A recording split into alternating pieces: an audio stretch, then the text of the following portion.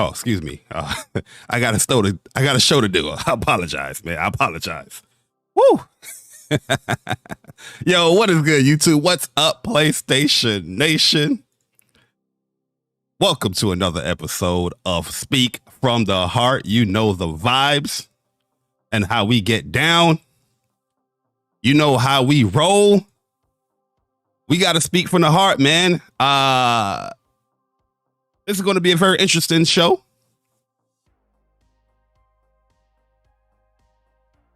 It's going to be a very controversial show.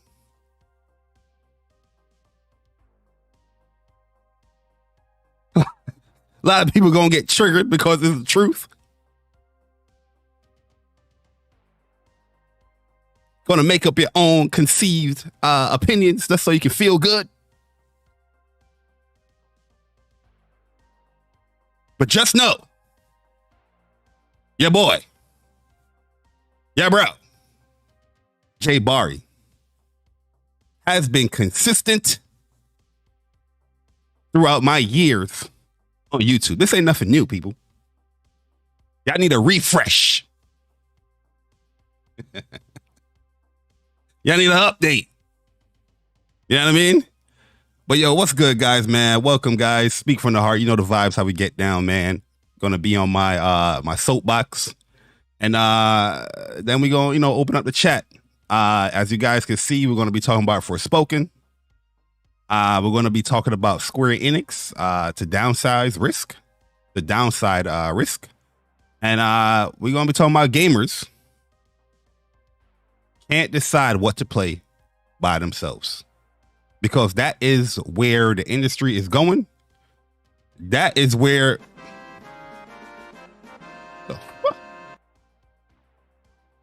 Yo, a gamer 50, appreciate you. Yo, shout out to my man Caleb Kaiser, gifting 5 memberships. Welcome, guys, for welcome to the Soldier First Class memberships. If you guys don't mind, spam up the emotes. You know the vibes, how we get down. But yo, Caleb, man, I appreciate you guys need to chill on these memberships, man, because yo, they be trying to find people to give a membership. You know what I'm saying? I don't know what's the algorithm. I don't know what's the rules. I don't know how they do it, but they just be trying to find people, and it would take a long time. You know what I mean? But yo, Caleb, y'all, I appreciate it, my G. You know what I mean? My man Caleb Kaiser in the building. You know what I mean? Yo, appreciate you guys coming through, man. A Game 50, what's good? Leech, what's good, man? Steady Flow, what's good? Death Floyd, what's good, man? Yo, the Macho Channel, yo, Macho, what's up, man? Yo, Alfonso Carter, what's good, man? Good morning, Killer Cam for sure, what's up? What? Yo, what is good, man? Yo, JD, what's good, man? Morning. What's good? Mr. Flash, what's good, man? Messiah? Yeah, we taking it to church this morning, man. We doing it old school. If you guys don't, a lot of you guys are probably like new, where you guys, probably subbed up or, probably came to the channel around like 2021, 2022. But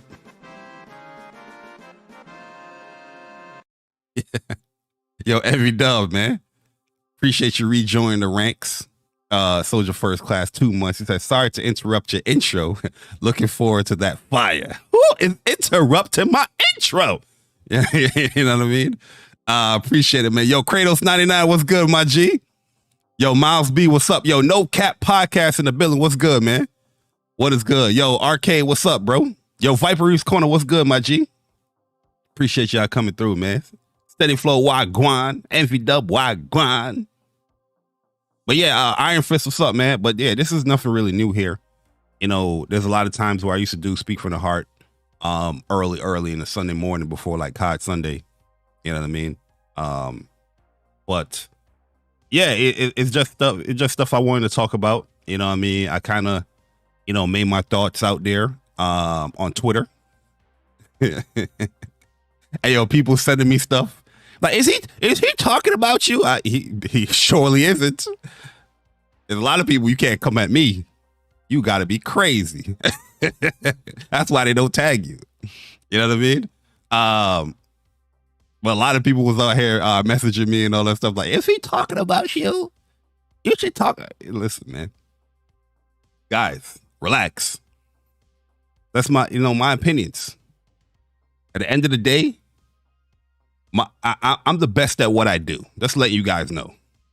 I'm the best at what I do. What I do isn't very nice. The classic Wolverine quote. You know what I mean? I'm the best at, I can trigger people with very few words. You know what I mean? I can make my opinion or my stance very clear with a very few words. You know what I mean? I don't need to constantly. On Twitter, I was just, a lot of the stuff was just coming to my mind where I was just like, I'm just gonna let it rip. But I can be very effective at what I do with very few words. You know what I mean? I've been doing this for a very long time. I know the trigger points to a lot of people. You know what I mean? You know what I mean? What you see here is stuff that I've been doing for years. You know what I mean? For years. My stance here on a lot of things is stuff that I've been saying for years. This is nothing new here. You know what I mean? Some of that stuff I'm going to showcase here in this show, just to let you guys know, because I know a lot of you guys are new. This ain't nothing new here. I've been doing YouTube for, 2014? And you guys going to see 8 years ago, 9 years ago. Oh, shit, that sounds like what you've been saying. You know what I mean? This is nothing new here. Nothing new under the sun here. It's just me repeating, with better quality, the things that I've been doing. You know what I mean? Yo, John Donuts, what's good, man? Lorenzo Carson, what's up? Carell Anchor, what is good, my G? Yo, JP Loco, what up, man? Yo, Persona, what's good, man? Shout out to my man, Gaming with Persona, my bro. Persona will let you know. A lot of shit that you see me saying here, a lot of shit that you see people be saying and hearing here. They know where they know where they got it from. I don't want to toot my own horn. But they know where they got it from. So y'all don't need to send me DMs. y'all don't need to send me none of that.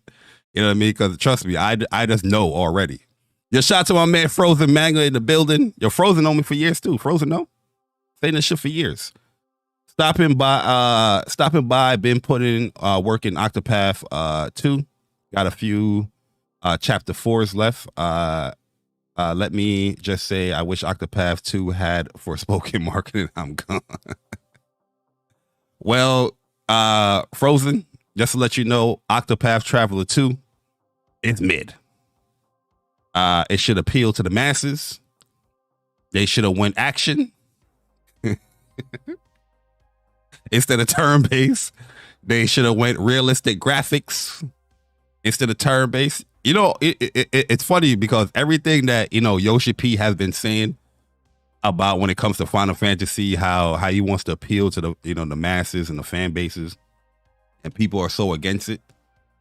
You know what I mean? Those are the same people that's so against it that don't be buying those type of games. They don't buy these turn-based games. They don't buy these pixelated games. They don't buy none of them shits. What are you so against Yoshi P for on his comments? You just want to say that shit just so you can make a glitz and glamour. You know what I mean? What are you against him saying that he's trying to appeal to the Western audience and the mass appeal? That's why they're going away from turn based. He's just like, you're not doing turn based. It's Final Fantasy.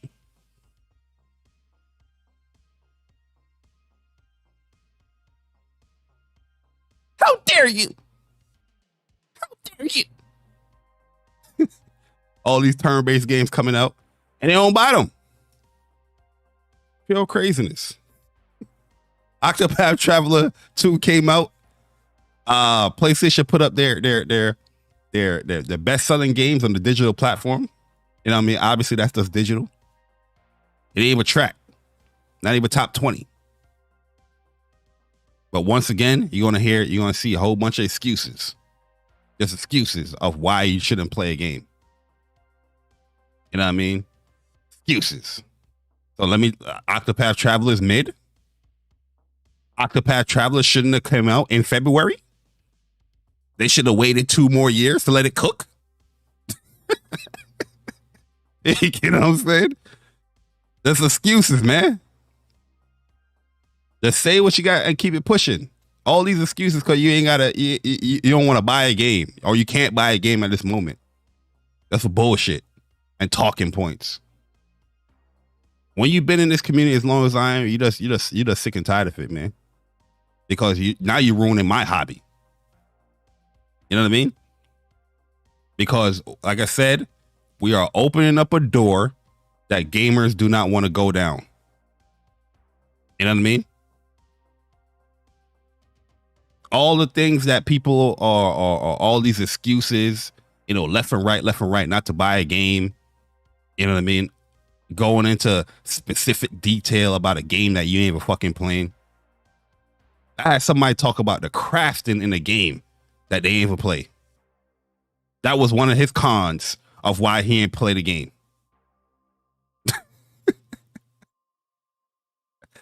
I'm not making this shit up. And that's my boy too. I was shocked as hell. I was like, what? You ain't play this game at all. And you out here talking about the crafting.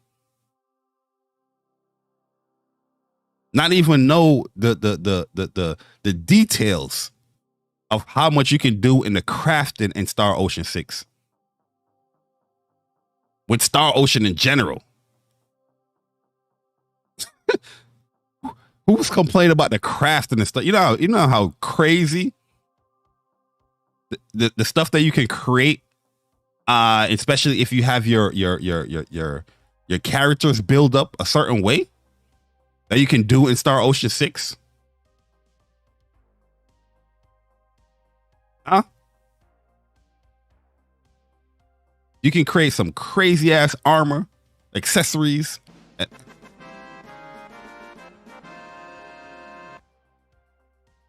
Yo, Ice Queen Game, appreciate you. Rejoin the ranks. Oh, that's the Caleb Kaiser gift. Appreciate it, Caleb. Yes, Macho, yes. I'm not making it up. Because somebody on Twitter, you know what I mean, they was talking about Forspoken and they were talking about Star Oceans and all these Square Enix games. And it was like, the game released just like the demo. So I was like, how can you make that distinction between the demo and the final release if you ain't played the final release of the game? And then, you know, somebody came in and said like, yo, well, Star Oceans, they didn't, the performance is bad, which is a lie. Performance is amazing in Star Oceans. You know what I mean? I have 100 and some hours in that game and I had no issues, not one crash. 60 frames per second, 4K. All PS5 features. You run on the floor. People praise Astrobot for when you run on the floor, you can feel the ground and all that stuff. Same thing in Star Oceans. You know what I mean? So that's when I hear these comments about people saying that, yo, it need more time and it needs this and this is not optimized. And I'm like, you're saying shit that you didn't play. You're saying all the shit you didn't play. You didn't play the game. I know you didn't play it.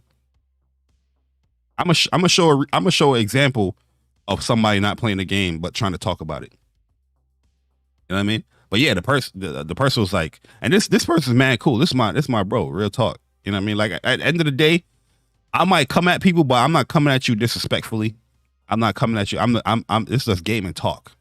You get what I'm saying? Yeah, I gotta specify that because I know how sensitive people can be. Right? It was like, yo, the performance of the game ain't good. The crafting. They said the level design. Bruh, I'm like, when I saw the level design comment, I was like, yo, this person did not play this game. Because Star Ocean 6, the whole level design, the whole open world, the whole world is designed around the new mechanic with the Duma. That's an integral part of the story. And this person brought up level design as a con of why they didn't buy the game. Then they talk about the specifics of how the characters look. And I'm just like, if you've been playing Star Oceans for the longest, you know a drastic change happened with Till the End of Time, which is still my favorite Star Ocean's game, where each character have you can point out a Star Ocean game and have a distinct look. You know what I mean? As far as the character models and things like that. That has been continued throughout the entire series since the Till the End of Time. And with the Divine Force, it continues here. Just more detail, more polygons, more, the resolution sharper and all that stuff. But these were the cons of why somebody didn't play the game. And then they go in these spaces and they talk about, these games, they're not coming out good. They're not optimized. This is the narrative that people are pushing, and they have no experience in the game. Not one at all. Opinion, experience. This is game of Twitter. Opinion, experience. Should never be. You know what I mean? And this is the narratives get pushed, and everybody create they stuff, and they gather this circle that don't play these games and don't buy these games, and they're like, yeah, man, they should need to optimize and then spread it, not knowing that the game is perfectly fine. When you talk about stuff like story and things like that, that's a different, ballpark. That's things that's like, okay, not everyone is going to feel a story. Not everyone is going to, like something. You know what I mean? Not everybody's going to dislike something. You start talking about optimization and the crafting. I'm like, what the fuck are you talking about, man? What are you talking about here, man? Pure craziness. But yeah, we gonna showcase that stuff. We gonna talk about a lot of things here on today's episode. Yo, Neo Menace, what's good, man? Yo, Lavon Casey, what's up? What is up? Ice Queen Gaming, what's up? Alex E, what's up? Kratos 99, what's good? Listen, chat, it's mid. Yo, Stranded Ninja Gaming, what's up, man? Yo, Cloud Strife, what's good? What's good, man? Yo, Henry Heck, what's good, my G? Yo, Alfonso Carter, what's up? Yo, Persona. Wagwan, my yacht.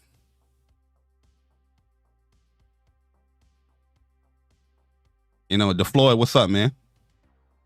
What is good, guys? Appreciate y'all coming through. Yo, Big Lito, what's up, man? Blame PlayStation, yeah. Blame PlayStation, man. Games ain't optimized because of PlayStation. Yo, Gian the Don, what up, man? You know what I mean? These are the things that people are saying. Yo, Link, what's good, my G? These are the things that people are saying, bruh. I'm just like, yo, Jason Elliott, what's up, man? I'm just like, yo, what are you talking? You have no experience with this game. You know how much crazy shit, like, especially like level XP stuff, Star Ocean. And this is something I've always been saying, right? When it comes to experience, people just mitigates that. People don't give a fuck about experience.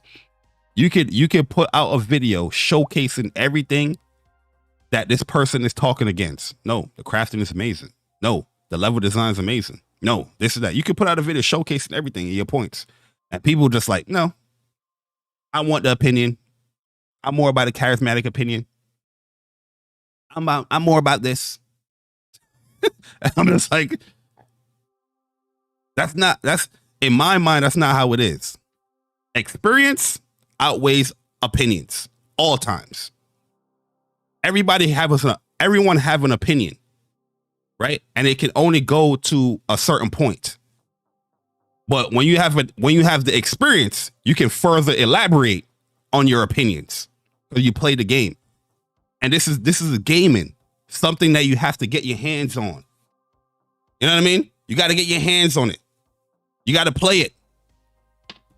Well, people don't want to play shit. It's crazy. It's crazy. Yo, I was cycling through some stuff, right? Some old ass videos. Hey, yo, these videos are funny as hell, bruh.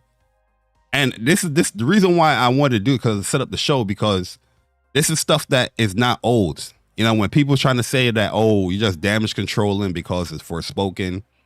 Oh, because you mad Forspoken didn't sell. No, I always been saying this. Look at this shit. This is 8 years ago, people. This is 8 years ago. Okay? Let me change this real quick. This is 8 years ago.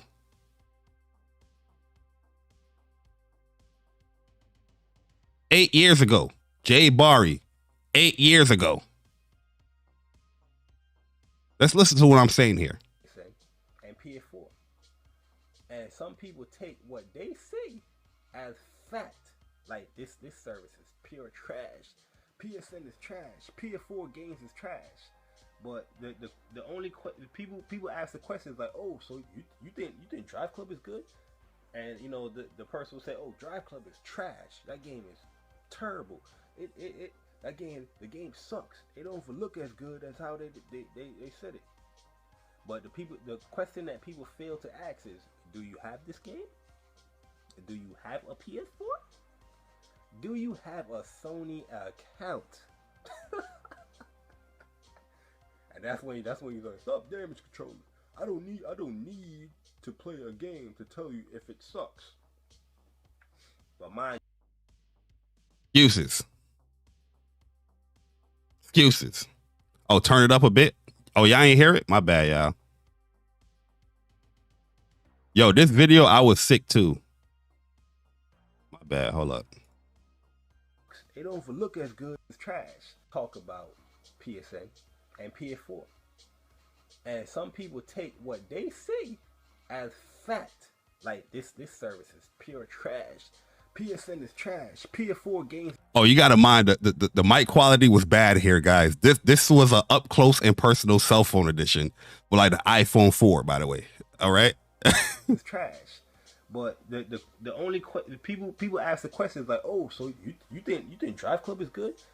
And you know the person will say, oh, Drive Club is trash. That game is terrible. The game sucks. It don't look as good as how they said it.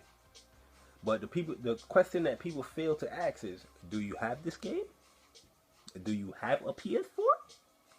Do you have a Sony account?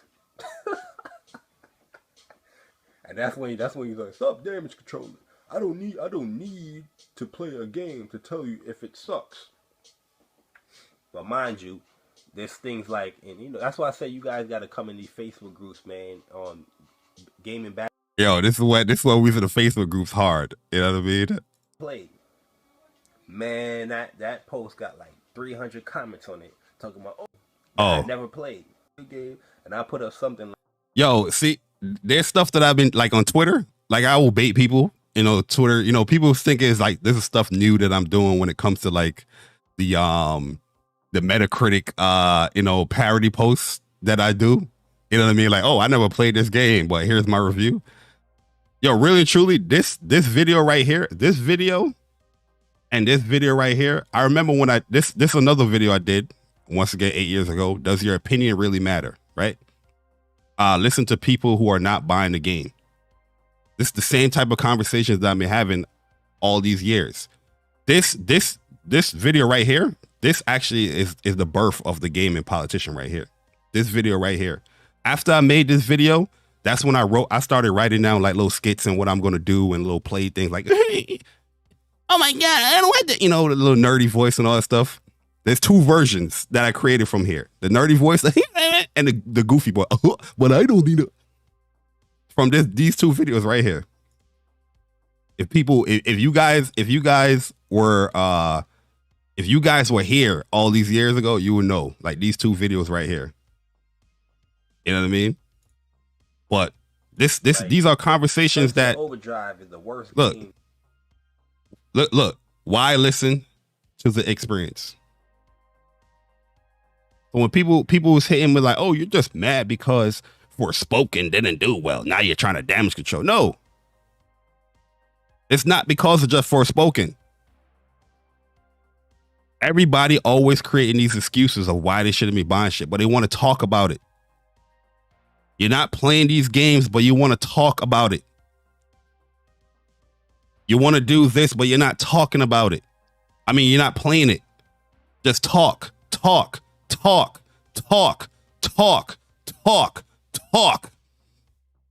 Left and right. talking about a game crafting and level design, you ain't play it.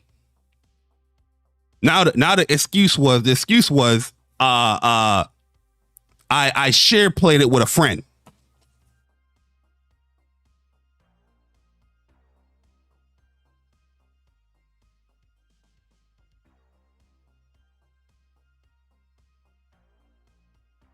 How the fuck are you yo, Cyber Dragon, man? Appreciate the the gifted memberships, man. Appreciate it, guys. Thank you. Yo. Yo, welcome Alex E, man, to Social First Class. Welcome, guys. Welcome. I appreciate all you guys coming through. Cyber Giant, yo, you guys, yo, the gift, they can't find nobody else, man. I'm trying to tell y'all, they can't find nobody. You know what I'm saying? You know what I mean?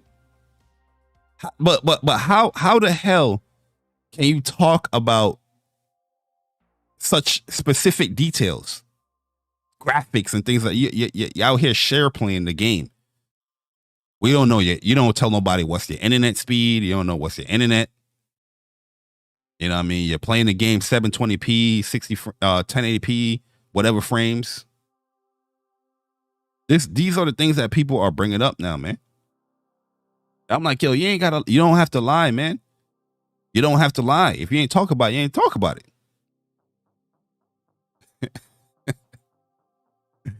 You know what I mean? Yo, somebody sent me a message, right? You know what I mean? When cause shout out to my man Chris Ratchet. That's my guy right there. Somebody sent me a message was like, yo, is Chris talking about you? Because he was trying to conflate people having opinions about people not buying these games, these PlayStation games or these Square Enix games, and then trying to conflate it with, these are the same people that talk about Xbox games but don't play it. And so I'm looking at the person with a side eye. That's something I'm like, can't be talking about me. Yo, Fabian Fargus, what's good, man? Appreciate you rejoining or joining the ranks. You know, shout out to my man Cyber Dragon with the gifted. You know what I mean? I'm like, you can't talk about me. You know what I mean? Any Xbox game that I talk about, I played. What is this? These are the two recent ones. High on Life, Hi-Fi Rush. I've played these games. You know what I mean? I'm not even saying these games are bad, but I've played these games. You know, Cuphead, I've played that game. I have a whole stream on videos on Cuphead. Halo, I've played Halo. Persona was streaming Halo, and I was in the stream. I was playing with him. I have videos. I have live streams of me playing Halo. I have live streams of me playing Gears. You know what I mean? So it definitely wasn't talking about me. You know what I mean? Because once again, my energy, the reason why my opinions have so much weight to them, because yeah, this is my actual stance. This is not somebody else's stance that I'm trying to, formulate an opinion about. This is what I believe. This is what I think. And that's why I went back 8 years ago to show and to show people like, no, this is not because of the Forspoken and I'm a PlayStation fanboy. This is stuff that I've been saying from the entirety of me being in this community. Nothing new here. People would like to make up those excuses and make up those things so they can feel good because the words is what I'm saying is so potent. It's potent. It's optimal. Most importantly, it's the truth. Left and right excuses. Shit that don't even make sense. How could you have hours upon hours upon hours upon hours of discussions, talks about a game or games you are not playing? How could you speak about quality, level design, crafting. And you're not playing the game. But sit down here on Twitter and YouTube and bash games media because they're reviewing games they ain't complete. You're no different. Why? Because you're not getting paid for it? You're no different. Huh? That's why these people are, they're wondering, like, what the? Why is nobody listening to me? Real, recognize real. That's why I ain't listening to you. Why ain't nobody listening to my opinions and my thoughts? Because they know you don't, the words that you saying are not your thoughts. It's not your opinions.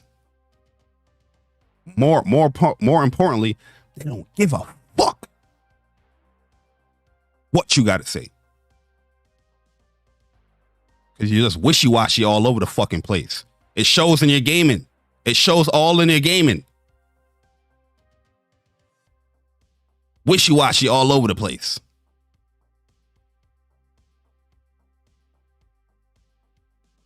Mad games come out. Oh, I didn't play it. Oh, I didn't play it. Oh, I didn't play it. Oh, I ain't play it. Oh, I ain't play it. Oh, I ain't play it. Oh, I ain't play it. Oh, I ain't play it. Oh, I ain't play it. That's all I be hearing every goddamn time I sit in a space. I be like, oh shit, this is me sitting in a space when I be sitting in these spaces. Right. Okay. Mm-hmm. Oh, I didn't play it. Oh, I didn't play it. DM. J Bar, you want to join this so you can talk about this? Why I got to talk about it? Oh, because I didn't play it. That's the gaming community. And that's what I'm sick and tired of. Because now, like I said, you're ruining my hobby. Now you have Square Enix coming out saying certain things about lessening the risk.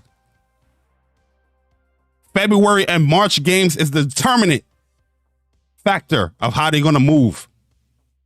We already seen Octopath charting on a digital storefront.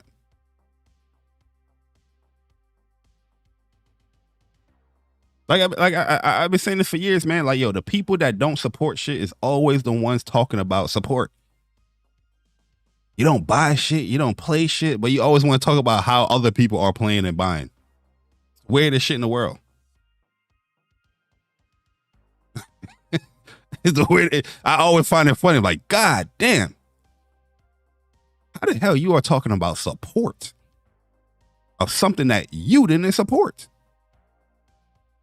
Whatever excuse you have that you didn't buy or support this game, you're trying to bash others. That's where they come from. My whole thing, I'm bashing the entirety. I'm saying stop the excuses. Stop hyping up these games. And then when they actually come out, you flake. Bunch of flakers. These motherfuckers treat gaming like Tinder. You know what I mean? They see a trailer. Oh, let me swipe right. Woo! Game is, you know what I mean? Get a nice little match going on. Oh, let me swipe. Oh, this game is cool. Oh, man. Wow, look at these games. Oh, look at the visuals. Look at the description. Look at the gameplay.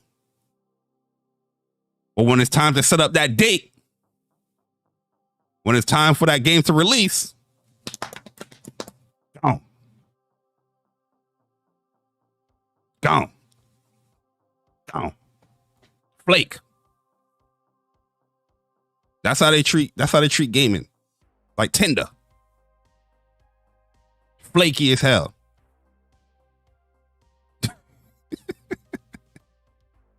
You know what I'm saying? Let's look at this example right here. Shout out to my man Viper Reaps Corner too, man. He's beating this dude's leg in. Let's look at this example real quick. Let me remove this. I need you know what? I should set my browser camera up on a different source. Remove this. Look at this. Oh, that's me. Me. Oh, okay. It's very shocking how people on here can speak on specifics in a game without playing it. Yo, pure craziness. Simple words. I don't got to say much. It's very simple. I know it hurts. I know it stings. That's my man Viper out here talking about, yeah, they don't speak on specifics. That's generalization. Yeah. That's why I said, that's where these words come out.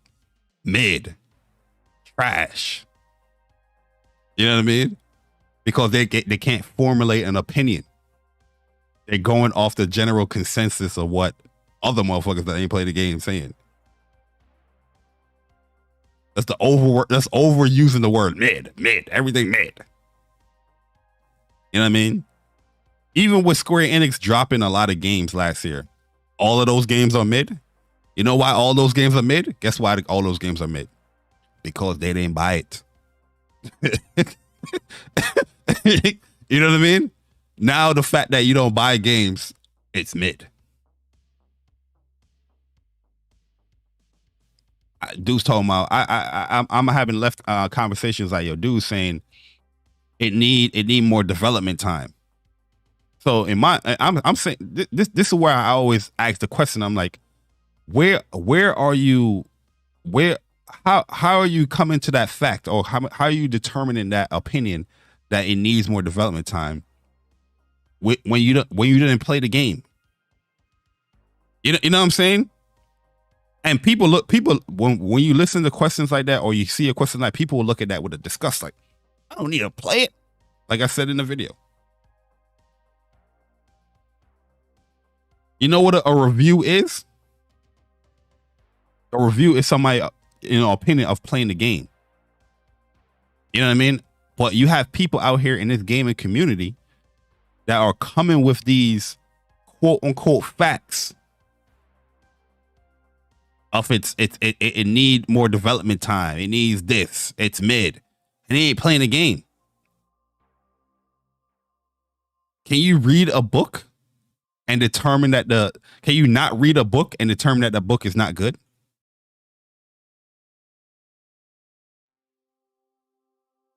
You know what I'm saying?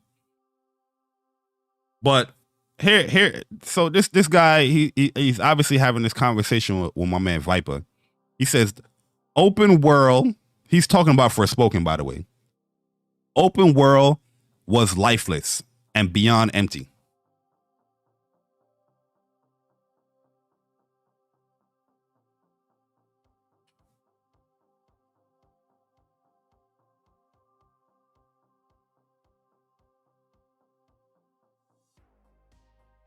Anybody that played Forspoken, regardless if you think the game is mid or the game sucks or anything like that, anybody that played Forspoken, you see that first sentence, you're gonna be like,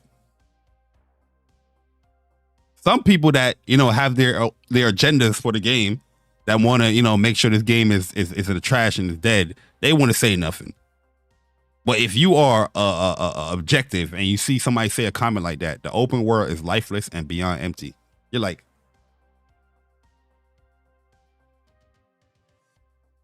what?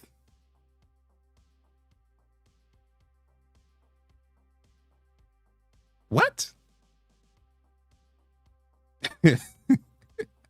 You can't go anywhere for Forspoken and not see something.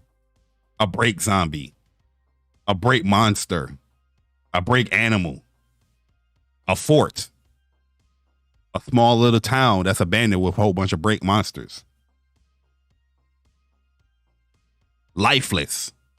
Everything in the open world of Forspoken, it plays around the spells and abilities that you can do. How is the world lifeless?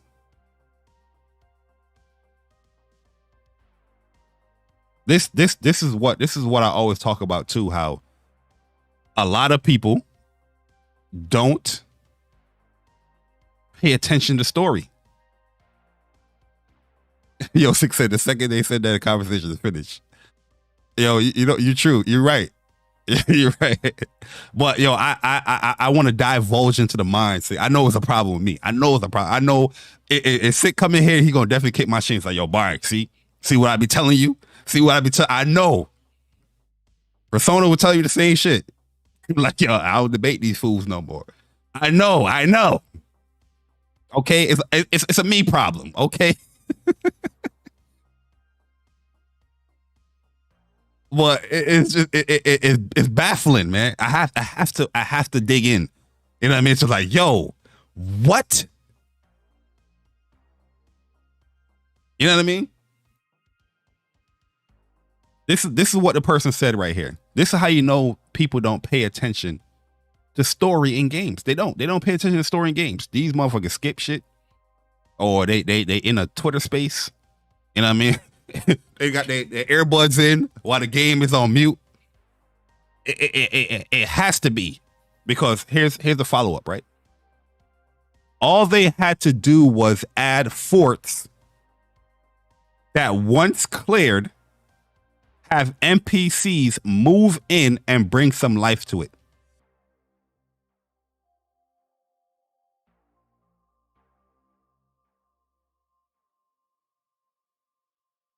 Bruh.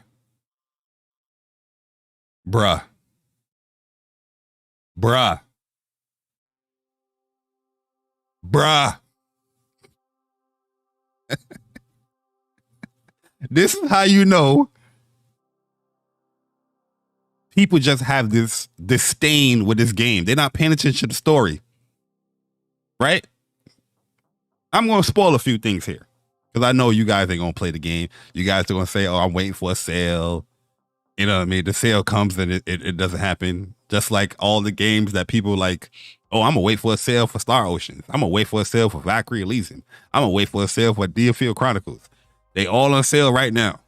PlayStation Store is having a wonderful sale, up to 70% off. Some of these games have like 30, 50, 60%. Forspoken, the reason why you don't see humans, right, in these in the open world aspects, humans are only in the big cities, like Sepal, right? That's one of the areas one of the main areas in the game. The reason why they don't go out into the world is because they would turn into, because of the break, and they would turn into zombies. So whether you clear a place of break zombies, if a human travels to that place that you cleared, guess what will happen? They would turn into a break zombie. The whole part of the ending of Forspoken is Frey saying, okay, we got to clean this thing up. Insinuating, to, more DLC content like Tanta We Trust, because Frey is a Tanta. Or they could easily go into a sequel. But these people don't play the game. They don't pay attention to story, and they just speaking gibberish. You know what I mean? They not, and this how they slick. This how they try to get people into their opinions, right? So he brings up Ghost of Tsushima, brings some life into it. Ghost of Tsushima did it. Diablo 4 has it. These are games that he know people like. This is the politics that come in. This is the gaming politics that come into it. You use something that people like, and the dumbass that didn't play the game, you know what I mean, that don't know the story, they're gonna come in and say, yeah, why didn't they do that? Like Ghost of Tsushima. Because that's all they see. All they see is Ghost of Tsushima. It's a tactic that these motherfuckers do. Like, why didn't they do it like Ghost of Tsushima? I'm not getting the game now. Thank you for telling me this, bro. You know what I mean? Like, yo, context and story doesn't matter, yo. It doesn't matter. You know what I mean? This is why it's so baffling why people hate Forspoken so much. You don't pay attention to story. You're not paying attention to any of the context. But the good thing that they did in this game, according to a lot of people, the gameplay. So why is your hate so strong for the game? Like I said, people be having these polls. What do you care about in games? They be listing story, gameplay, music, live, graphics. it'd be like 70% gameplay. But then, but Forspoken, for some strange reasons, a skip. But people out here buying Hogwarts Legacy. And I have no issue with Hogwarts Legacy. But I look at it like you skip this game, but purchasing this game, whatever reason you buy Hogwarts Legacy, what you buy it for, but I'm lining up the gameplay. The gameplay is not better than Hogwarts Legacy. If I didn't make a post talking about the R2 button and how convoluted that shit is with changing the direction pad, people wouldn't even say that, because everybody that's playing Hogwarts Legacy, they have not said that until I made that post. Where everybody's like, yeah, man. Yeah, I agree. 100%. You're playing this game for 40 hours. You didn't want to say that comment on Twitter.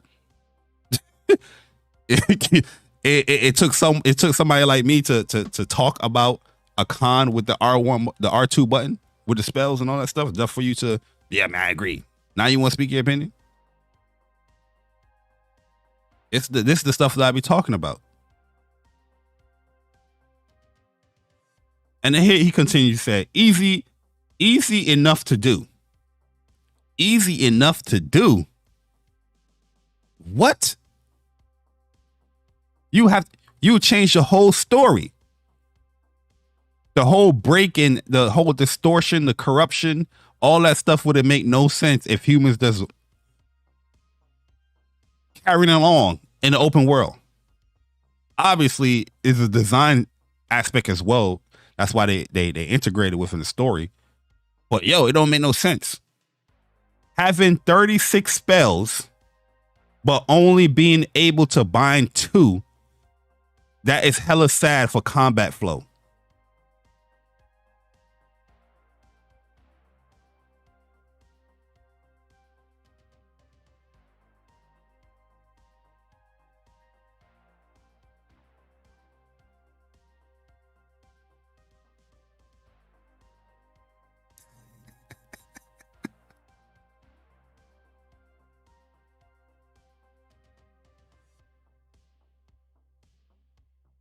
Oh my God, yo.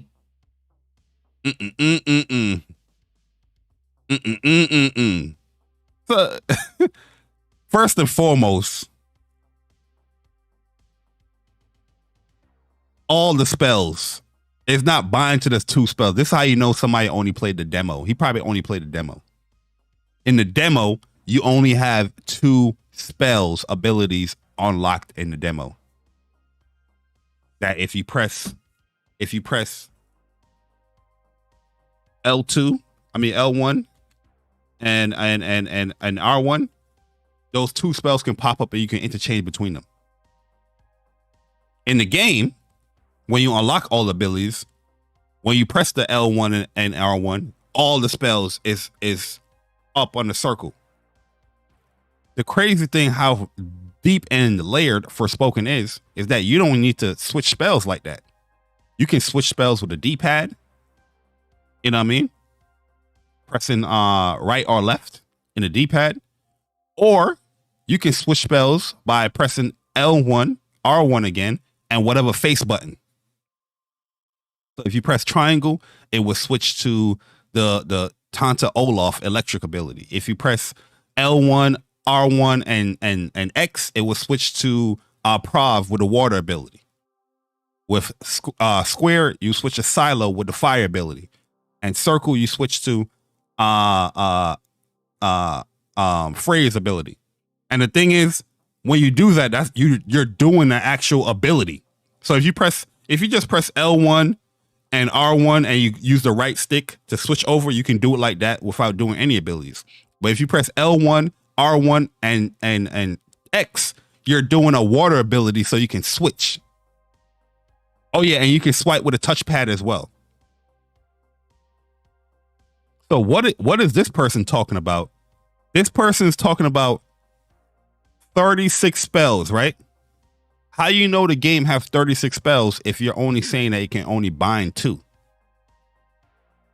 That means either he played only the demo, right, to get to the binding part, but he's watching reviews or other people's opinion about the 36 spells. Because I'm pretty sure it's more than 36 spells in Forspoken. You know what I mean? One tree. Yo, Viper Reaps Corner, man, appreciate the $4.99. He says, or get yourself a pro controller to help you with the quick change in the spells. Laugh out loud. Yeah.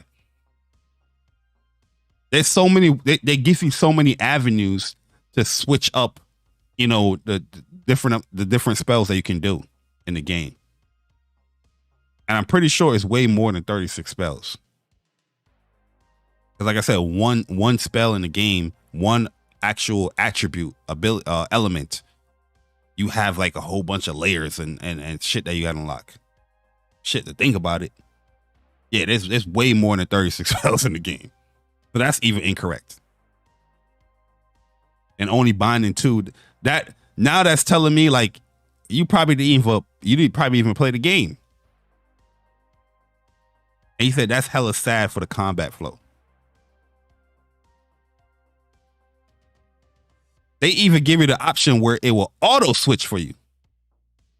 You know what I mean? They give you the option where the joints can auto switch for you. So we all know he's BSing. I know he's BSing, but I just wanted to dive in a little deeper, right? So I said,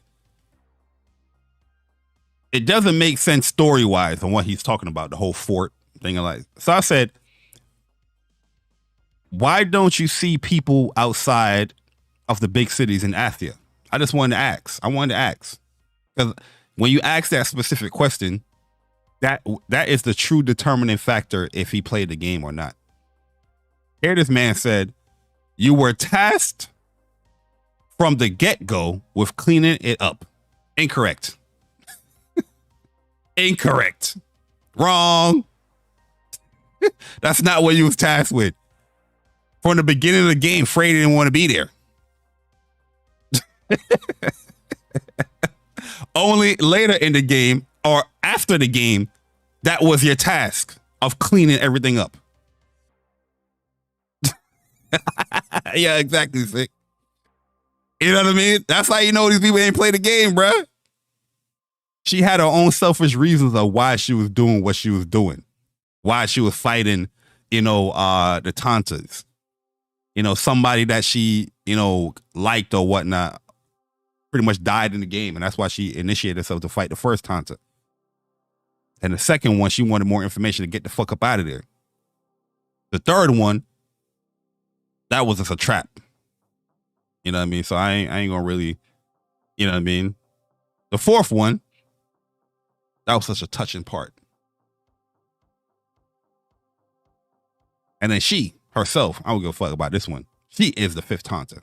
Herself is a Tanta. Frey is a Tanta.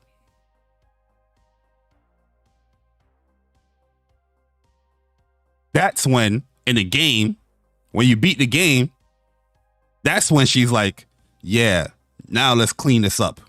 Because I'm a part of this world. When she learned her true identity. That was not the task from the get-go.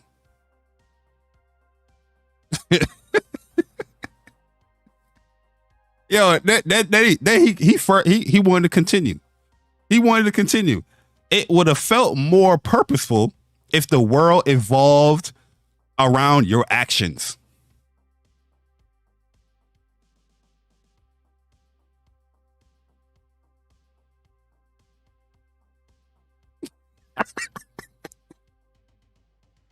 This is the narrative that's going around between the inexperienced gamers about this game. And then the people that don't support or buy the game want to talk about, oh, look, see, I knew the game was going to do bad. You already went in there with a negative connotation to listening to people that are not playing this game. You had the industry set up dialogue, cutting off important parts of dialogue, trying to paint a picture that the dialogue is bad in the game, not giving you any context.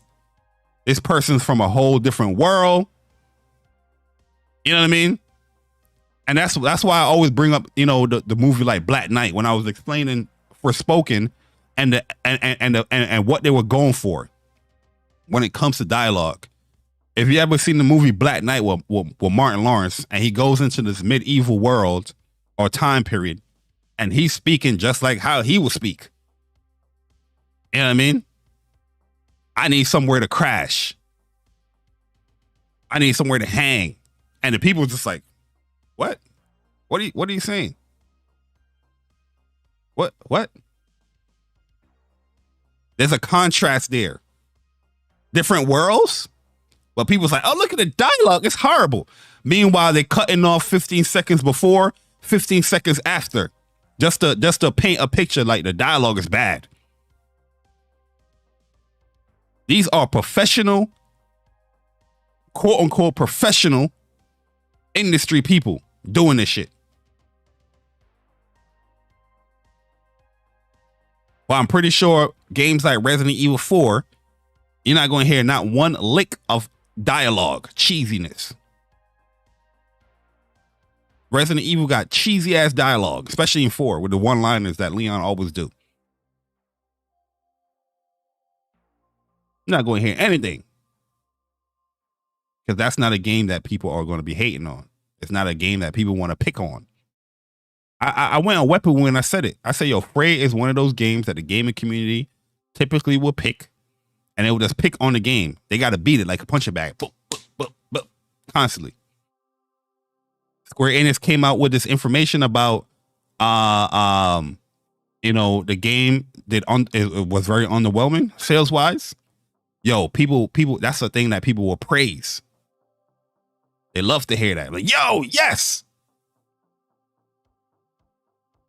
Make what we want to make now. Make the games that we want to play. I want Square Enix go and tell you, okay, this is what we're going to do with the studio now. Oh, this is horrible news.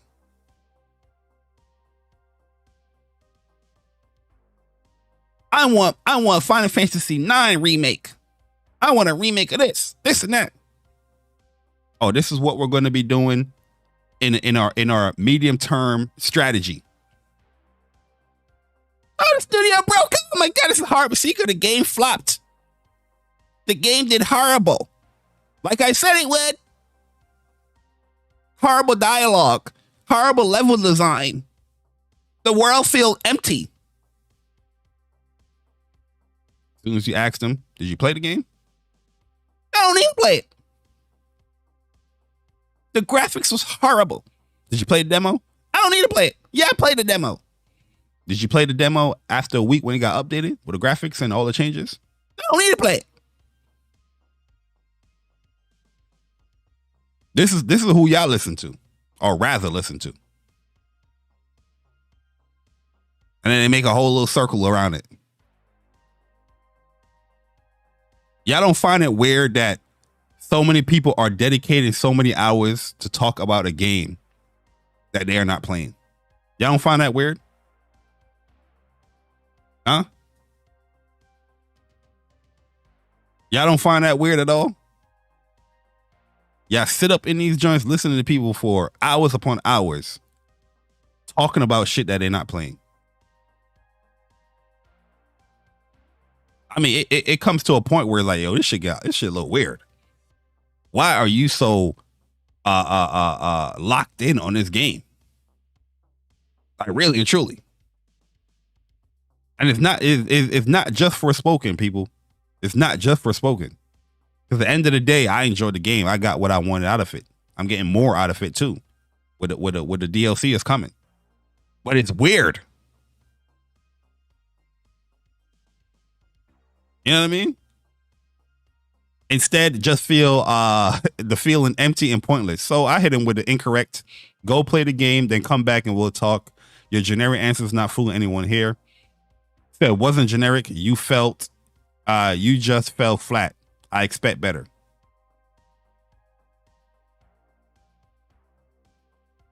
And then Viper was like, yeah, man, I'm done with this guy. Oh man, I thought you had valid criticism. Nah, he didn't. From the rip, he didn't have no valid criticism. Right there, boom. From the rip. All BS. Now it's back your mans is cool. Crazy to me, man. crazy to me. Like I'm not even saying Forspoken is like a perfect game. I love the hell out of that game. My personal opinion, I think is one of the best PlayStation 5 games, like pure PlayStation 5 games to come out on a gameplay standpoint. Story, I enjoy the story a lot too. I like the story. I'm not going to put the story there as like the tip of the top of the tip. Pause. But the gameplay, absolutely, is top tier in my opinion. Because what I look for in games and in gameplay, especially if a game have a lot of layers, a lot of stuff like high level stuff that you can always create different ways and different options of playing. Love that shit. What they did with Horizon Forbidden West, love the hell out of that shit. You know what I mean? Especially from Zero Dawn to Forbidden West, you can always create different ways to tackle enemies, tackle machines. You know what I mean? And it's still mind-boggling to me the hate that the game got. It's very mind-boggling to me. But it's just another layer of excuses. Excuses. You know what I mean? All these other companies, it's not even Square Enix, all these other Japanese companies, people had the same excuses for them. Capcom was releasing their games. They weren't doing well. Capcom was like, yo, we changing up our strategy. No different what Square Enix is saying. Capcom said, we changing up our strategy. We're going to release our older titles with these remakes. We're going to have these classic bundles like we're seeing here with the fighting games and with the Mega Man. This was Capcom's strategy when they dropped RE Remake 2. When they released that, y'all forgot that? Capcom said, yo, we're going to change shit up. And it's panning out well for them because all people are doing when it comes to Capcom, majority of people are playing the older games outside of the Monster Hunters and stuff like that. But that was a part of their strategy. Square Enix is saying the same thing. That's why a studio like Luminous is now back into, you know, their first division, you know, of you know, Square Enix. Because their strategy is we're going to recreate these older titles, these HD titles, HD AAA classics. Since y'all ain't playing none of the new shit, we're going to lessen a lot of the new shit. We're going to lessen a lot of the smaller games that everybody's clamoring for. Everybody's clamoring PlayStation to do. Even I'm doing it. I want PlayStation to create these Japanese titles, these smaller titles, things like that. I want them to do that. But at the end of the day, a lot of people are saying that, but they're not buying it.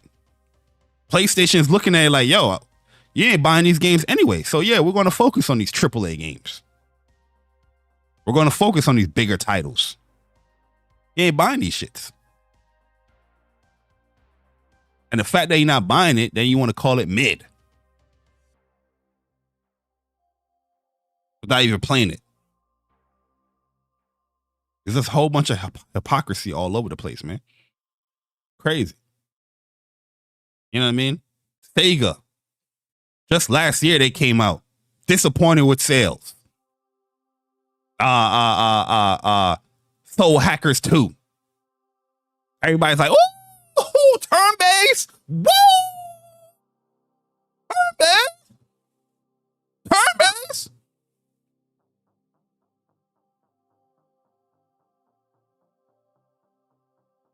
Flop. Why nobody saying mid over there? I'm not saying every game with the Square Enix is putting out is perfect. I'm not even saying that at all. But none of these games are great. There's a lot of great games that came out. Like, I love the hell out of Valkyrie Elysium. But Valkyrie Elysium, I know is not like it's not no God of War type game. You know, one of my biggest issues got Valkyrie Elysium is that they didn't really change the formula up from the older game. It's still following the same path. We have a new Valkyrie, but you're still following the same story beats as far as, you know, with Lenneth. Didn't really change nothing up there. The combat was amazing though. You know what I mean? Well, I'm not out here. People was going to call the game mid because they're going to look at a Metacritic score. You know what I mean? They're not basing that off of their own opinions. That's another excuse for not buying the game. Like I said, they rely more on other people's opinion rather than their own. All of these games had demos. All these games had demos. When I sat down here and I tell people, I like when Square Enix releases demos when you start from the beginning and then you can continue. Everybody was like, nah, man, give me a game where I can just do whatever I got to do in the middle or whatnot. All those games where you could do all that, nobody buying them.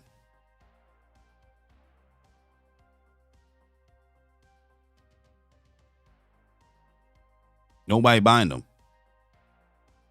You know what I mean? Let me look at this this Square Enix thing again. Send myself this picture.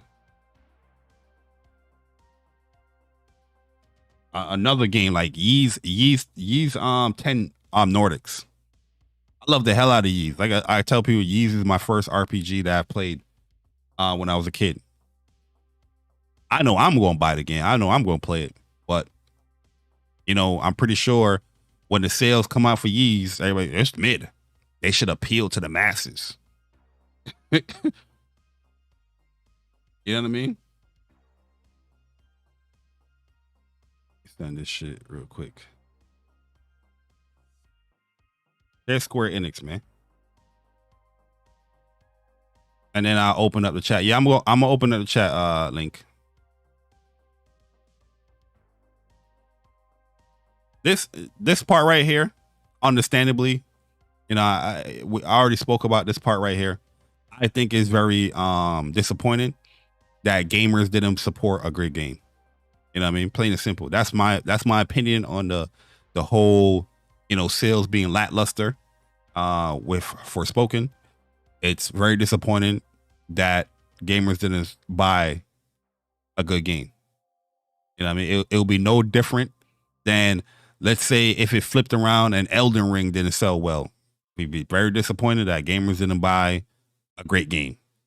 If the news was like this with Elden Ring. Same shit. This is the part I want to focus on. This last little comment. We considerably downside risk to our fiscal year 2023 quarter 3 earnings. This is the scary part. This is the scary part right here.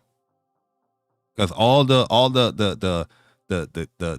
hype, the glitz and glamour that people like to showcase here in this fucking app. Bring back this game. Where is Parasite Eve? Where is this? Where is that? Bring back this obscure RPG. Bring back Legend Dragoon. Bring back this. It's all bullshit. All bullshit, bro. You don't play those games. You don't like those games. There's games that have the same type of style, same type of combat. It's just not titled this, that you won't even play or buy. Perfect example. Everybody out here talking about, yo, happy 28th anniversary of the Chrono Trigger. You know what I mean? In my eyes now, while I'm looking at people like, they probably didn't even play Chrono Trigger. You probably didn't even play Chrono Trigger. Probably booted that shit up and packed it up. But want to fall into the hype of oh, happy anniversary of Chrono Trigger. Woo! Probably didn't even play that shit. Because there's games, it's not the same story. It's not the same aesthetic, but it has similar gameplay. You know, similar beats. Spiritual successors that came out and you probably didn't even buy it. No interest in it. Someone said a lot of gamers are social media and bandwagon gamers. Yeah, 100%. I am Setsuna. Lost Spare. Pretty sure they ain't buy or play. They look at the Metacritic though. Mid. Skip. I want Chrono Trigger.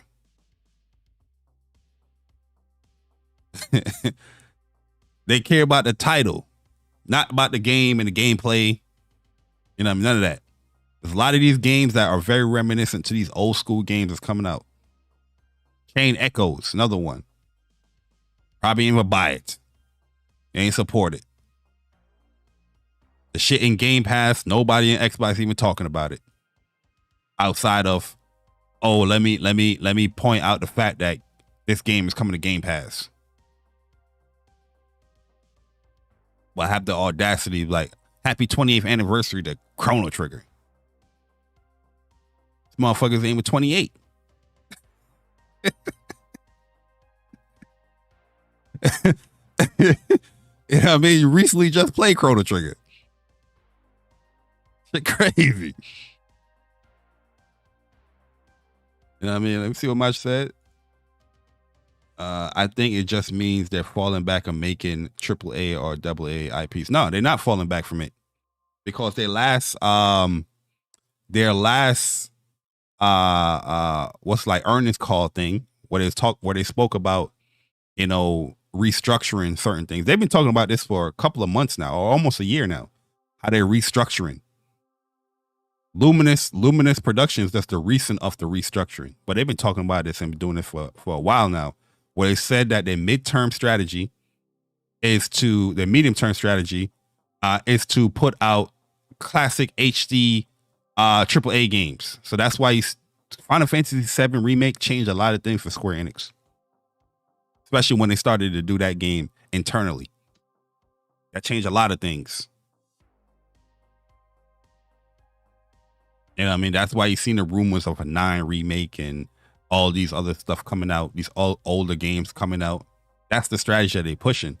The some of the smaller scale ones, like some of the smaller AA ones, those are the ones that could probably they could be falling back from. Lessen the risk. The ones that are guaranteed, the Final Fantasy, the big AAA ones, those are the ones that they probably going to be, all right, that's less of a risk. We're going to push this. The Tactics Org, you know what I mean? Those type of games, they might fall back from that. Like they're saying here, February and March release dates will be the ultimate determinant. We'll see considerable downside risk to our fiscal year 2023.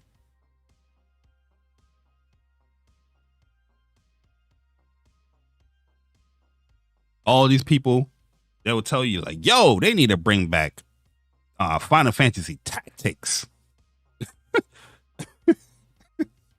That's lying, hoopla, lies. That's where my biggest anger come from.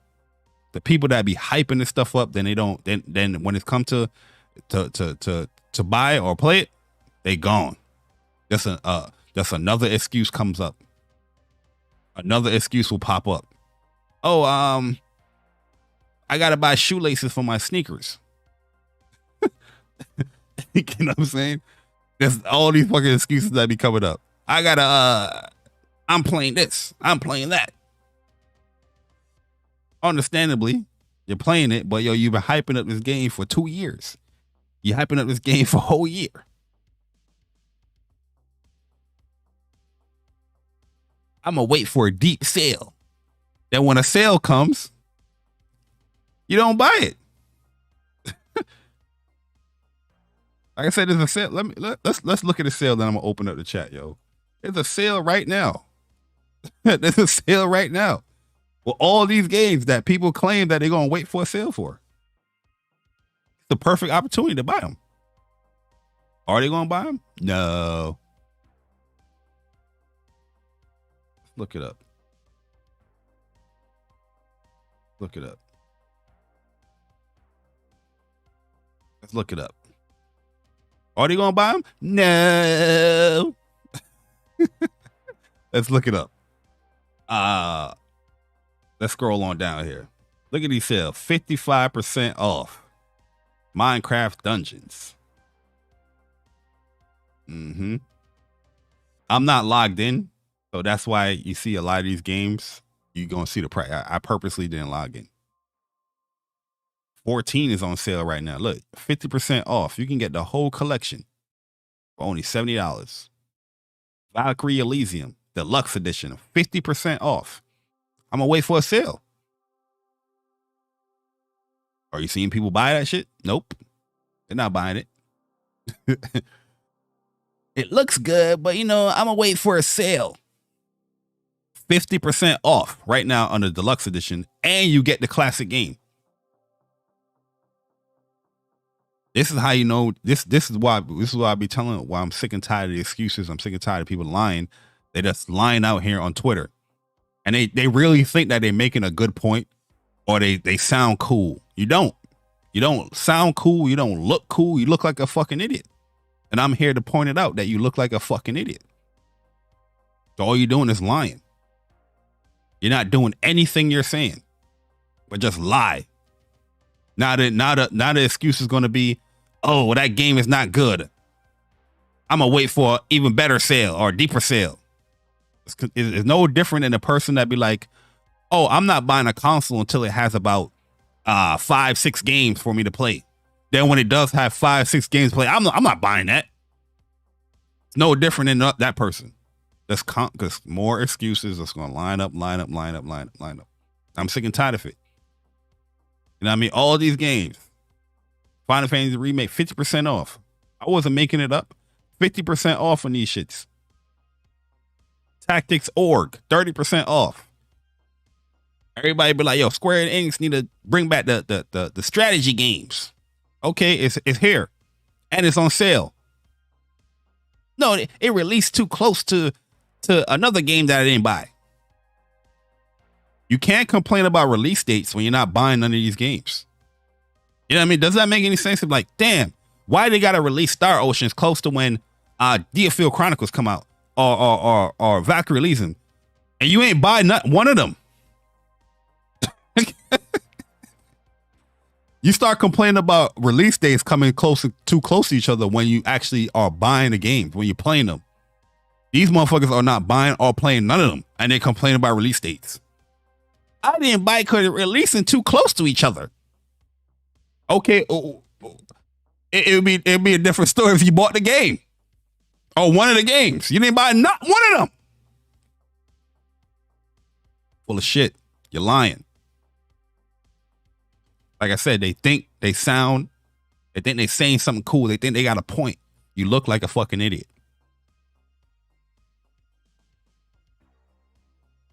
Crazy sale going on. Crazy sale. Let's look for more one of those Square Enix games. Crazy sale going on. Look at all these games on sale that people love to wait for, but they still ain't gonna buy it. Even Kingdom, look at this wonderful game, Kingdom Hearts 3. Boom. $15. If you ain't get Kingdom Hearts 3 by now, I don't know what the hell is wrong with you. For my bad. For the actual game, $30, 50% off. Tales of Arise. This is the Ultimate Edition. 65% off. Amazing game. One of my favorite games in 2021. Or was it 2022? Whenever it came out.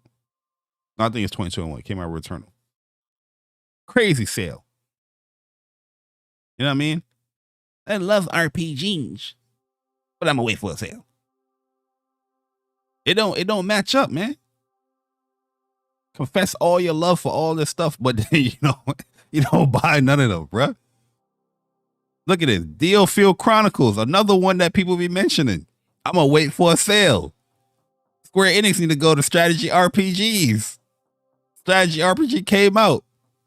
50% off. They ain't buy it. They not buying it.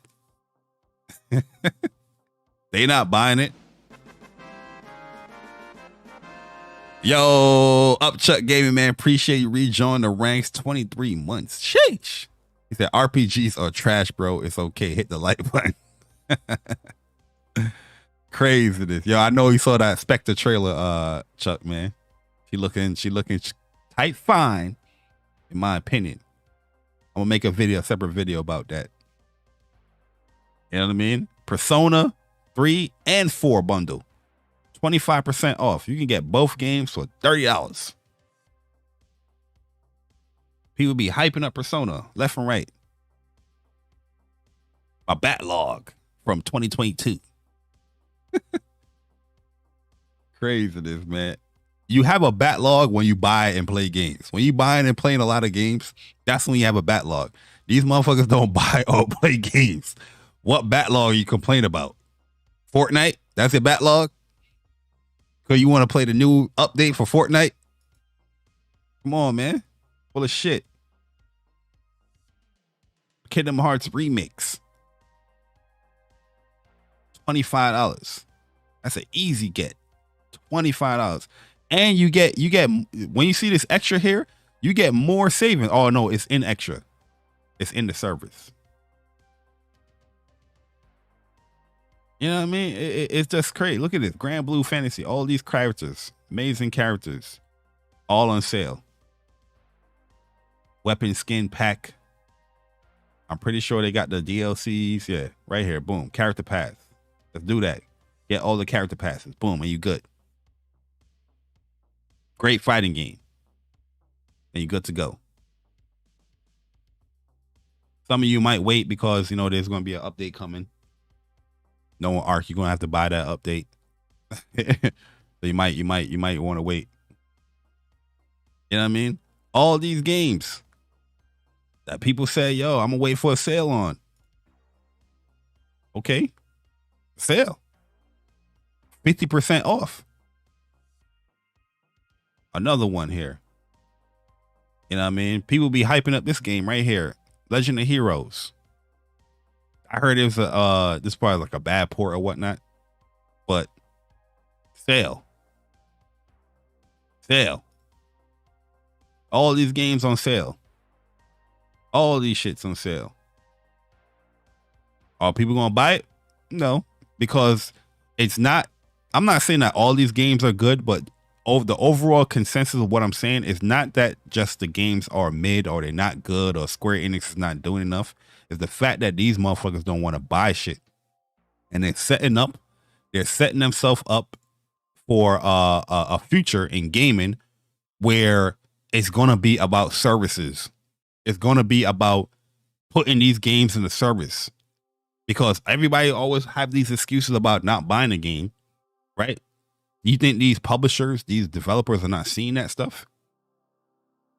They're going to be like, okay, so we'll just create a service or we'll put our games in these services and see what happens.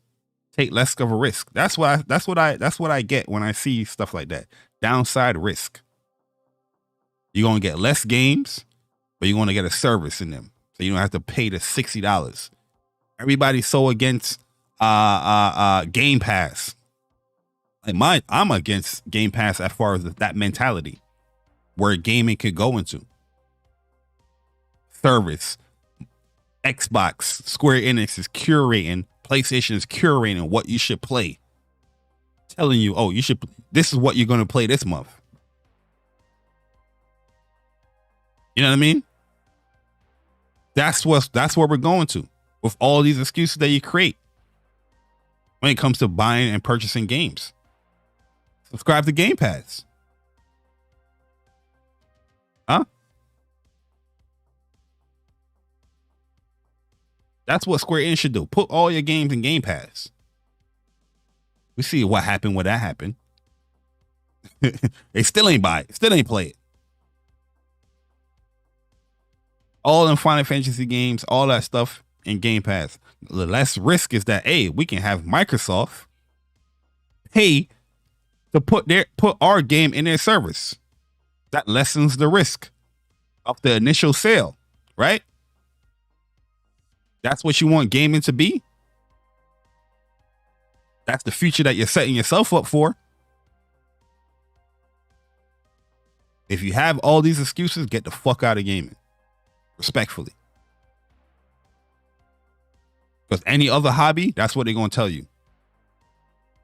Any other hobby you go into and you can't do or support it, they're going to pack your ass up. They're going to pack your ass up. You ain't gonna go into the band club, but tell them that you can't buy a saxophone. They gonna pack your ass up. You ain't gonna go in no book club and they have this book you gotta read for this week, and you tell them, oh, I can't buy it. I won't be able to read it. They gonna pack your ass up.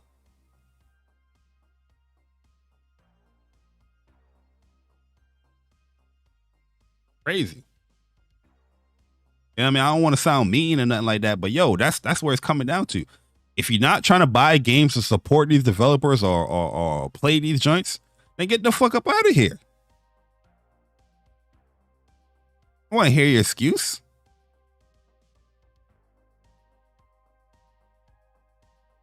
And I totally understand. Not every game people are going to buy. I totally understand. It's illogical to buy and play every game. I totally understand. It's not going to happen. But when the sales do come, still ain't buying it. It's no different than like, oh, let me buy this game here during Black Friday because I know I got a good sale. Right now is your Black Friday for all those games you claim that you're going to wait for a sale for. Not saying you got to pay for it. I mean, play it right now. A lot of people do that during Black Friday. Full of shit, man. But yeah, I'm about to open up the chat, guys. If you guys want to come on through, head on over to the Speak from the Heart chat. And yeah, we gonna further this conversation, man. Let me make sure I can be heard. Yo, can you guys hear me? Yeah, you good. All right, let me make sure. Can you guys hear? Oh, Court, what's good, Court? What up? Yo, can you guys hear my bro, Court? Let me know if you guys can hear him. How you doing though, Court, man? Everything good? Oh yeah, everything good, brother. Everything good. You know, good Sunday. I ain't gonna be here too long. Gotta get ready for church. You know. Oh yeah. My bad, bro. I ain't trying to turn people into sinners. Lord, Jesus. You know what I mean? Make sure y'all pray and read your Bibles. You know what I mean? Church start at home. But nah, what's good though, man? What you got to say about this Court, man? Man, look, I've seen it. I just sit there and I look and I'll be like, bruh. Like everything you said during this whole stream, I'm just recapping over what I've seen over the week, and I was like, bruh, it's weird because I'm seeing the same people just like you be excited for a game getting ready to come out, and then this little preview will come out or a demo will come out, and then they'll be like, I ain't getting the game. The resolution ain't right. It's hitching. It's this. I'm like, bruh, what? And so, you know, shout out to Chris Righteous. It's like, bro, I'm like, gamers are fickle as hell. And he was like, what you mean they? I'm like, bro, they are fickle. They get one little inconvenience in the game. And it's all of a sudden, nope, can't play it now. Can't do it. But yet, you've been sitting there hyped for 2-3 years. Like Forspoken. Forspoken was on everybody's list to get.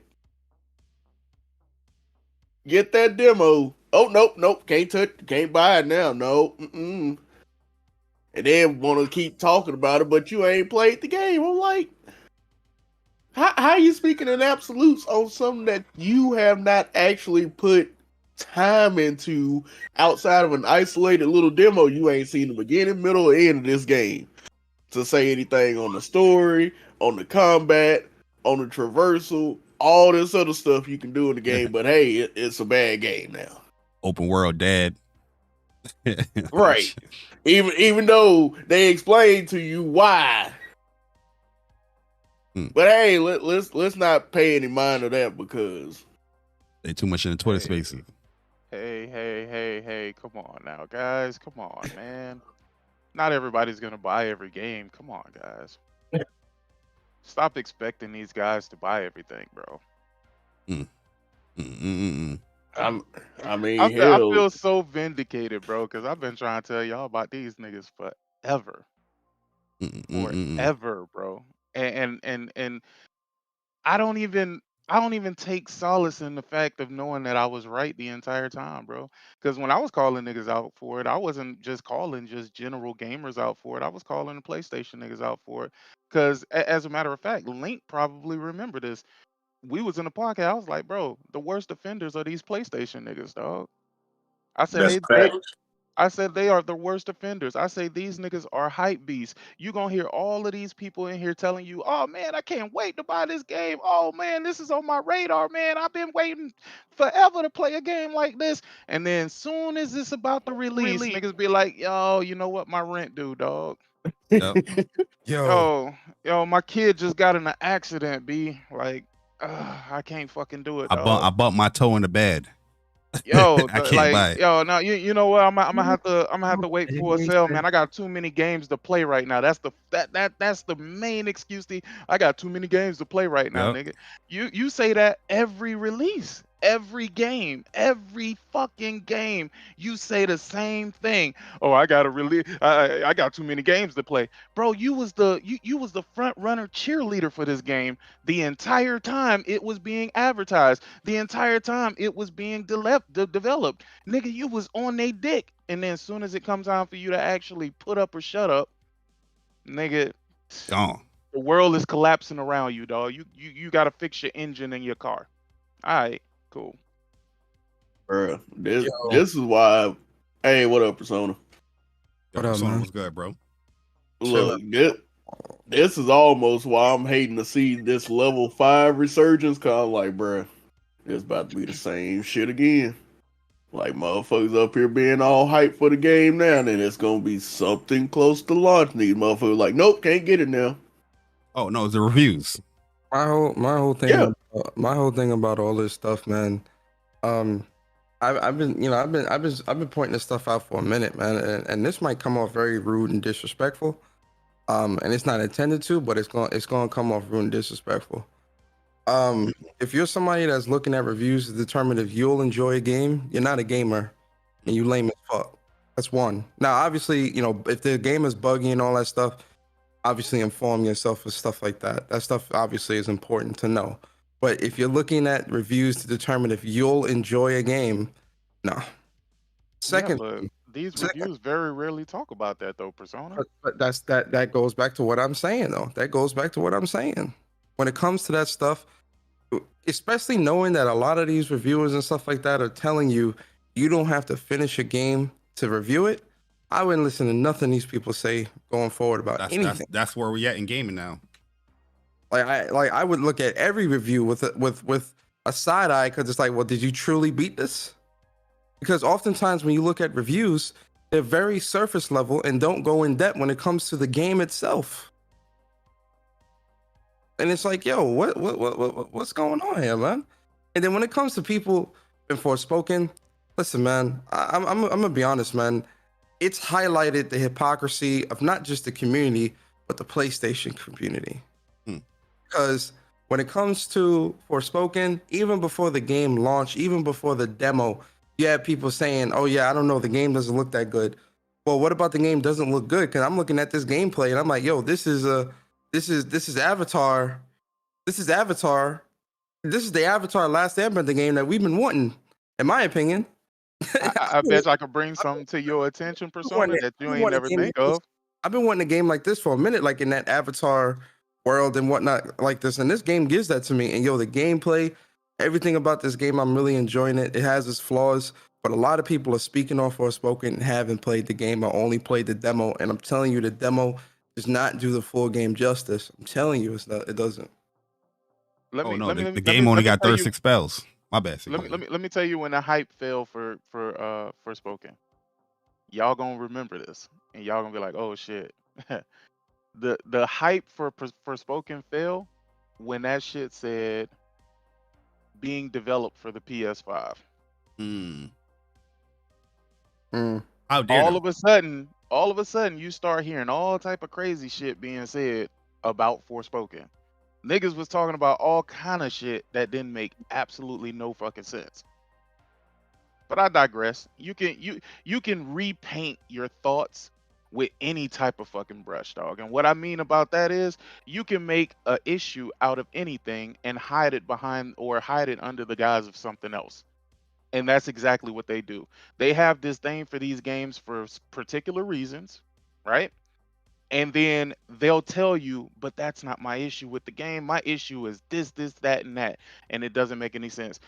Bart just went into a whole fucking like detailed synopsis about how this dude was talking about the game, and everything he said was absolutely incorrect. Yep. If you think Forspoken is lifeless, something is wrong with you, and that's how a person can know immediately that you didn't play the game.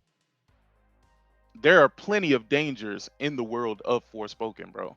If you're coming to me and you're asking me, hey, well, why are there no NPCs out there in the world, just frolicking around? You know what I'm saying? Because clearly that's what the fuck they would be doing. I mean, there's a whole breach. As a matter of fact, anybody who played the game know that you run into the storm. If you don't know what the fuck the storm is, you would understand why humans would not be out in the wild just frolicking around. But not even. Sick. Oh, but no. But forget that.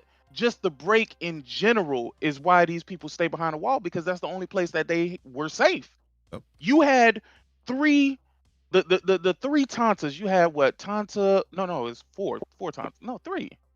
There's 4, but you really you only fight 3. I don't count Sfth because you never really. Well, actually. Oh, you talking about the ones that you actually like, technically. You do fight her. That's the first one you fight. You actually fight her in the very beginning of the game. That's actually Tanta Cinta that you're fighting.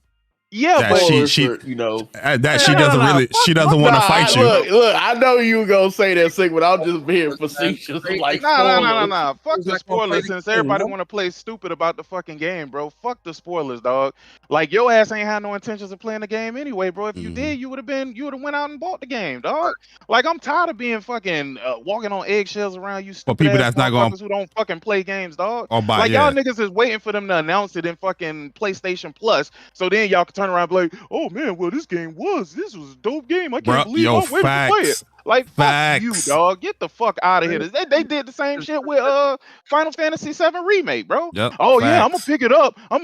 Then when it was time to pick it up, oh well, I don't like how they changed the combat. And then 2 months later, with the Crisis Core, all these people talk about, I'm excited for Crisis Core. I can't wait to get back. A lot of these dudes ain't finished it. A lot of these dudes ain't even talking about it. Did they buy it? Exactly, crazy, bro. Shit is crazy, and it keeps happening because a lot of people want shit to go into a service because they don't want to pay. They don't want to pay nothing, bro. They don't want to pay no bread, and that's the mindset of what's been cultivating ever since this whole Game Pass conception. And I ain't trying to like harken on Game Pass and shit like that, but we got to call a spade a spade. This mindset is not start happening until Game Pass. It is that exclusives were going to exclusives and all these other games are going to go into a service day and date. Now you got people looking at everything and saying, "Oh, I'm going to wait for it to be in a service. It should be in a service because that's what's better for gaming." But fuck you mean, nigga? And then they using people who can barely put food on their table as their excuse. Yo, if you're somebody that's using somebody's misfortune when it comes to economic crisis and shit like that for why shit needs to be in a service, real talk, fuck you. Real talk, man. Because hey, think about this for a second. It's hella disrespectful. And like, yo, when it comes to this stuff, you're not buying the games anyway. You're not playing no games. Hey, think about this for a second, dog. You don't know how you're gonna pay your light bill, but hey, you can get this game in the service. Oh man, that makes it all better. I'm saying, bro, like that makes it all better. That logic don't make no sense, bro. And the fact that people keep using that logic, I'm saying like, yo, you don't make no sense. That does not make sense because a family who can't make ends meet is not going to go out and spend $300, $400, $500 on a fucking Series S or X and then pay monthly in a subscription for Game Pass. They can't afford it. They can't afford it. Hey man, fuck these niggas, man. I'm gonna keep it a buck, bro. All these dudes that keep trying to use, well, I can't afford to buy these $7 games. All due respect, I can't afford a Bugatti. Does that mean that Bugatti got to lower their prices for me? Hell no. That means I got to work up to get to that point. If your pockets ain't built like that, You know what you need to do. The problem is they're asking for something that they don't really want. And the thing is, we try to warn them. Just and I hate to say this because I ain't trying to make this into a console war thing. We try to warn you niggas about the S. But nope, you didn't want to listen. No, you didn't want to listen. And then we're trying to warn you about trying to get everything into a service. When you get everything into a service, all of these games are going to be competing for that same annual price, right? And then guess what's going to falter? The quality of the games. But what are you going to do? You're going to do it like you do Game Pass? You're going to give it an excuse because it is in a service? You're going to be like, it's okay that this game is buggy because it is in a service? No, you're not, because you're gonna still have them high expectations, even though this is what you're asking for. I'm gonna say it like this. That's a fact. If you're somebody that's excited for a game, but then decide not to buy the game because it's not coming to a service, you weren't excited for the game. You're a fraud and a hypocrite, and you don't belong in gaming. Respectfully, Yo, that is my issue right there. It's like once again, to go back to reviews a little bit, then we're gonna go back to the service thing. I don't really have an issue with reviews. I have an issue how people use reviews. The thing is, like, people would have their own opinions. You formulate your own opinions by watching a trailer, looking at dev, interviews or whatnot, or article that came out about the game, and you gather interest for the game, right? And then all of a sudden, all that interest that you're gathering within the game, somebody else's opinion would deter you from buying the game. So you're just ignoring all the feelings, everything that you feel about the game. You ignore that because you want to look cool, because here's a game that is reviewed in the 60s or in the 70s or something like that. If I play it or buy it, and I post about it, they're gonna roast me or something. That's how I feel people are, yo, in this community. Didn't Square Enix say that critical reception also played a factor into the game sales? Yeah, they did. I mean, they said that it didn't review fairly well, but there was some positives there as far as the combat and whatnot. Something that a lot of people in the gaming community say that what they choose over everything. Gameplay, but we know time after time, these websites, these journalists have been exposed for not playing these games, not beating these games. So how can you use their opinion to determine if you're going to buy something? You know what? The biggest one here, and I think this is something that a lot of people overlook, and you guys should actually be thankful of this, even if you don't like the outlet. Remember G4 TV? Remember Frostgreen and all them Black Okage when it was like, yo, we get scripts for these game reviews and stuff like that. Yeah, I play a part and she play a part, and this, I'm like, what? They exposed they exposed something that I'm pretty sure a lot of these journalists and websites didn't want to be exposed. The fact that they're not really playing these games. No. The fact that somebody else is writing a script for the review that they are reading. Oh my God, I fucking died. Are you kidding? Never mind. Go ahead. Yeah, that's what's happening. They're the charismatic,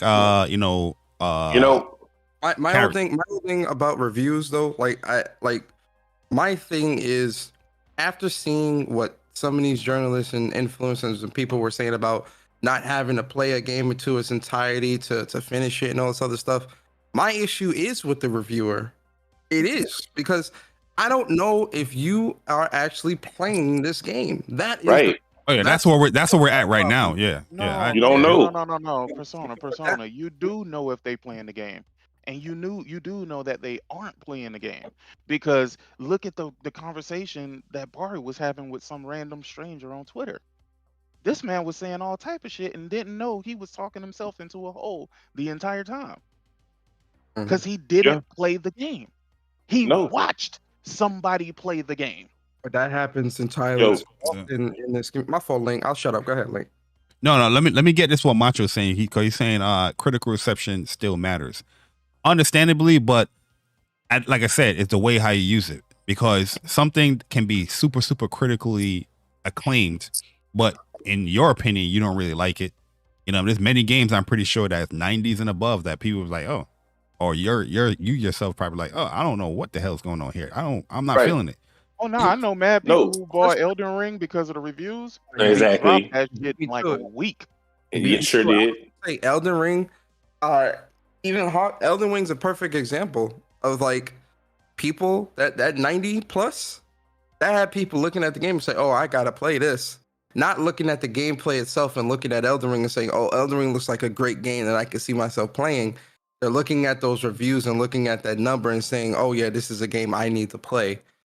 Look, we don't have to bring an Elden Ring. Look at a game like The Last of Us Part 2. That was critically acclaimed, right? But some people that will play that game say, I don't like the story. I don't like the direction where they go. Nah. That's a lie. That's a lie. You want me to tell you how I know that's a lie? Because that shit got a super high completion rate, bro. It does. So them it niggas does. is lying to you, dog. It got They really high, lying to yeah. you, bro. A lot of They people, lying, man. the people that hated that game completed it. Oh, Yo, they Elden did. Ring, They Elden Ring completed got it. a super high complete. Yo, Elden Ring Platinum is like at 40%, bro. That shit got a very high completion rate. Elden Ring has to be the easiest fucking Souls game in the fucking world, bro. Absolutely. Nigga, I was able to call 3 people? I think it was you, Bari, or no, it was Persona, it was Link to beat a fucking dragon, dog. I ain't even have to do that shit by myself. It was me, you, and It wasn't me. Yeah. Captain. I think it was No, and Pio, Mr. Pio. Mr. Pio, there you go. I remember the stream. I was watching. I remember because you needed help beating Plissa Dussax. Yeah, I'm like, yo, what the fuck? Like, I don't, man, listen here. And the craziest part is, bro, I'm playing Wolong, and this game is fucking phenomenal, bro. Oh, it's a great game. It is phenomenal, bro. It's a great game, but you know, the platinum is at 10%. Well, I think the completion is like at 40-something percent or something like that. But yeah, that's still high for a platinum completion. Nah, I thought that was crazy as hell when you said. Oh no, that's high. But... Yeah, I was like, whoa, I don't know about that. But that, I mean, yeah, Elden Ring. I know firsthand people who never played a From Software game don't like those games, and they bought Elden Ring just because of the hype and the critical reception, and they put it down pretty fast. So yeah, like look at a game like Breath of the Wild. Breath of the Wild, yeah, I have a lot of respect for Breath of the Wild. I love that game. I'm not saying that Breath of the Wild is a bad game, but I don't feel that's not my typical Legend of Zelda game. Well, if you but it's critically acclaimed. You know what I mean? But the thing is, I am not ignoring my opinions of how I feel about the game because it has a great critical reception. You know what I mean? I feel like that's what a lot of people are doing. A lot of people can say like they like or dislike a game, but due to the critical reception, they will ignore that. They'll be like, you know what? Nah, I'm gonna still rock with this or what people are saying or what this. That's my issue, and that creates the excuses. That shit is trash. I don't think it's garbage. I just hope Tears of the Kingdom switch a lot of yeah, that was. It could have had better. The issue I have with the game was, which is the dungeons were terrible. You know what I mean? But I still enjoyed the game. Hey, yo, real talk. If you somebody that has no issue with Breath of the Wild 2 being $70, I really don't respect your opinion in gaming moving forward. Nah, absolutely not. Because you was somebody that was very against $70 games, and then your favorite game is $70. I don't respect anything you have to say with gaming moving forward. I don't give a fuck who it is or what it is. I don't respect your opinion moving forward. Yeah, but that's how it always falls into. Like, a lot of people will mock us and make fun of us because they're saying, oh, we damage controlling about Forspoken and Square Enix, but let it be something that, a game that they prefer or like. We're doing the same shit. You know what I mean? Yeah. Well, I tell people all the time, if there's a game that I like and I know, if there's a game that I like and I know that you're full of shit, I'm coming for you. It don't matter what game. It don't have to be Forspoken. Perfect example. Avengers and Babylon's Fall. Niggas was getting at us heavy for them games, bro. And I enjoyed the shit out of both of those games. And those games did not score well. But I actually played the games. A lot of people are just looking at the scores and saying it's a bad game. And I'm like, I've actually played the game, especially Babylon's Fall. Babylon's Fall's issue is the game don't open up until much later in the game, and I know these reviewers didn't get that far because once it opened up, I'm like, damn, yo, this mad shit here, mad weapon choices and the type of combat choices. Yeah, I was like, damn, bro, like why ain't they talking about this? Because they didn't get that far in the game. But like I remember that, like I said on Wups, I had a crazy ass rant on people in the chat because when we had the Babylon's Falls news, as far as like it's live service, everybody was like, oh, I'm skipping. Before that, everybody was like, yo, I'm hyped for this game. Oh, this looks good. Oh man, Platinum Games for Square Enix. Oh, the combat looks cool. There's questioning, where is Babylon Fall? Where is this game? As soon as it becomes live service, skip. ignore. It's trash. Same thing with Suicide Squad. A lot of these niggas ain't playing that game. They had no intentions of playing that game, but they complaining and crying. And now look, the game is delayed almost indefinitely. It's like, yo, this social media, this community on social media, bro, is garbage. It's garbage, bro. It's just I get sick and tired of excuses, man, because I like to. Oh yeah, I hear it through it. There. I like to give people the benefit of that when I have conversations with them, and then you develop these bonds and you develop these conversations with people where it's like, yo, okay, you like these set type of games, but then the set type of games that they like to talk about, saying that they love, they don't buy them shits, and now all of a sudden now these games is mid and these games are bad and you ain't even play them. Crazy. Now we complain about release dates. We complain about they releasing the games too much close to each other, but you ain't buying not one of them. Ain't not buying none of these shit. You know what I mean? It's like, yo, I'm tired of excuses, bro. There's nothing but excuses. None of it. They ain't buy none of it, bro. None of it. But then want to sit there and turn their nose up and complain. You're not buying none of these games, bro. None of them. I got a backlog. Let me play Fortnite. The only game y'all bought is Hogwarts Legacy, and that was because of controversy. Listen, yo, Persona, speak on it. When it comes to Hogwarts Legacy, a lot of you motherfuckers still ain't even beat the game. I haven't beat it. The very things in Hogwarts Legacy that you say you don't like in other games, Hogwarts Legacy has. I love this game. This game is so fun. School, reading shit, and all this other bullshit. having to do puzzles and all this other shit that you hated in God of War. You doing that shit all over Hogwarts Legacy. And they tell you too. Yeah, I said it on Twitter. I said, yo, how nobody complain about Hogwarts Legacy when they tell you how to do the puzzle? I need to cast this spell on this. Nobody said what. Bloated map where it's got a whole lot of icons and shit on the screen. The very thing they say they hated Horizon Forbidden West. They love this shit in Hogwarts Legacy. Fuck out my. Yo, fraud. You're a hypocrite. You're a bandwagoner. Bro, it's like, remember when Horizon Forbidden West, they said, oh, yeah, the map is too big. Too much icons, is too overbloated. Go look at that goddamn Hogwarts Legacy map. Look at that map. You want to know the difference, though?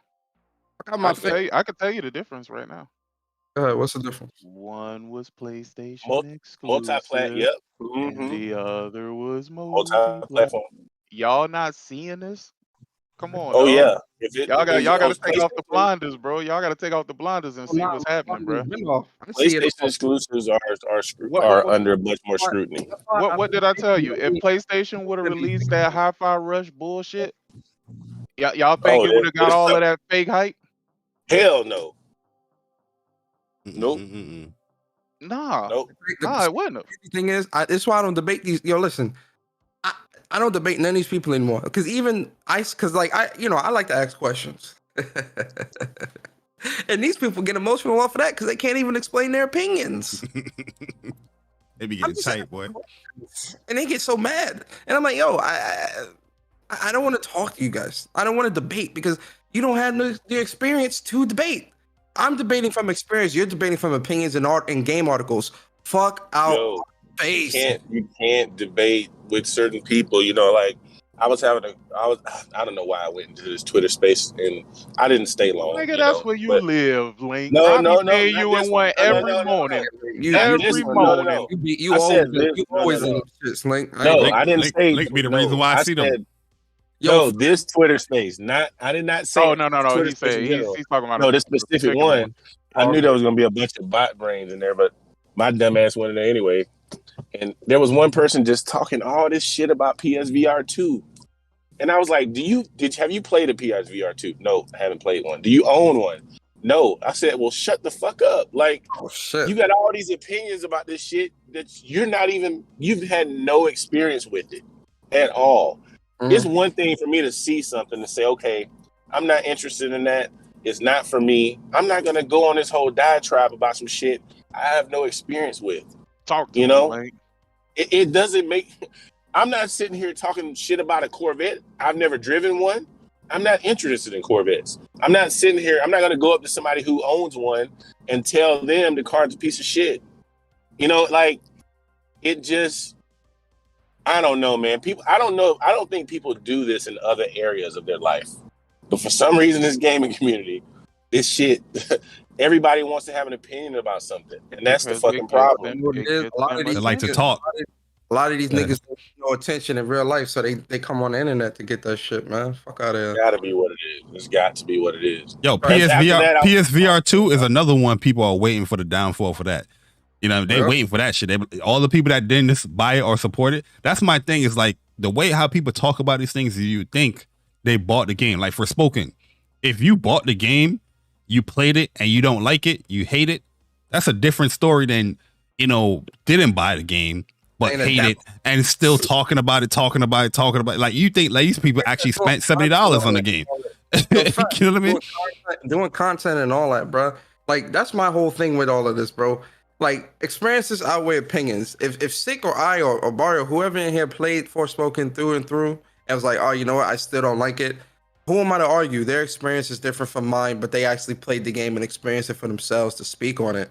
People who have not played these games, for Horizon is another one. They had a lot of people hadn't played the game, asking questions about the game. You give them an answer, and they say you're wrong. I think it's this. Nigga, I played the game. Yeah. People, PSVR 2. I'm explaining. You explain to them about. Oh yeah, the games look great. They run great. They high quality. Oh no, I think it's this. Oh Bro, no, I- you want to hear one even better than that? Experience. You want to hear one better than that? And Link can attest to this because he's Uh-huh. seen it himself firsthand. Forspoken, right? So I'm posting videos, I'm posting pictures. I'm like, yo, man, I fucking love this game, man. I love it, I love it, I love it. Uh-huh. And here come this dude. I'm like, yo, I'm posting the amount of hours that I got in it, right? And I'm showing people like how I'm unlocking the map and shit like that because they don't understand how big the Forspoken map Huge is game. and shit like that. And this motherfucker saying, oh, you ain't got that many hours in the game. I'm like, what? Oh yeah. The nigga was like, it don't even take that long to beat this game. What they say, like 10 hours or something? I'm crazy? like, what? This nigga was like, I was like, have you played the game? No. And then he posted a link to a website saying how long the game should take to beat. I said, yo, you cannot be fucking serious right now. Yeah, because they beelining through Forspoken. You beeline the story. You know, everybody's saying the game is like 16 hours or whatnot. But yeah. that's where you fucked up, because a lot of this, you can't really beeline that game if you want to unlock all the spells and abilities and just get the best out of the game. You got to do some of the stuff. You got to do the side missions. You got to do that stuff. But that's where these reviews are coming from. They beeline the game because they probably wanted to play Hogwarts, and that's the main game that they're probably reviewing. And they beeline this Forspoken game, haven't even unlocked certain things, haven't even done certain things, and saying the game is mid, saying the game is whack, saying this and this and that. I was I haven't beat the game. I own it. I don't know. I mean, I bought a bunch of fucking games and kind of been jumping around, but I'm not sitting here. I've only played a little bit of the game. I don't have strong opinions about the game, but you got to play these games to really talk about them. To me.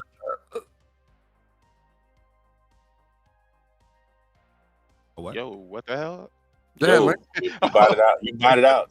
Did I buy it out or you bought it out? Nah, you just stopped talking. Persona, he revved up, but he ain't started the engine. So look, I was on a podcast yesterday since we're talking about Square Enix, and I was talking about, we're talking about He was on a podcast or in a space? no podcast. Oh, see, Macho, that's where your opinion of the game is how it is. You say it took you 14 hours. I mean, you beeline that shit. I wasn't talking about Forspoken, we're talking about Final Fantasy 16, and I'm excited about Who podcast are you on? Omar. Oh, okay. Shout out to Omar. I'm on there. These dudes think the game not going to be a success because it's not turn-based. Me personally, I don't think the game being turn-based or not being turn-based is going to affect this. I think the game's going to do well. I think it's going to sell well. I love turn-based RPG, So wait. So what was the premise behind that though? Because it sounds like they just going because with they're the saying that general basically media Square outrage. Enix, they're basically, I guess their opinion was kind of like Square Enix is getting away from basically the games they're making that aren't turn-based are not successful. But then I was like, what about Octopath Traveler So 2? why? It's Oh, not. okay, you just hit the one. You just hit the point. I was that like, this game is Did not. you ask It's Omar? not. Did you ask Omar? Did he buy Octopath Traveler 2? No, I didn't ask him that. I asked him that. But I told him, I said, they kept talking about Octopath Traveler 1 selling 3 million copies. I said, what about Octopath Traveler 2? It's on more platforms. Okay. It's not charting, as far as I know. It's turn-based. I love turn-based RPGs, but I don't know if turn-based in today's gaming climate is going to sell 15 million copies. You know, it could.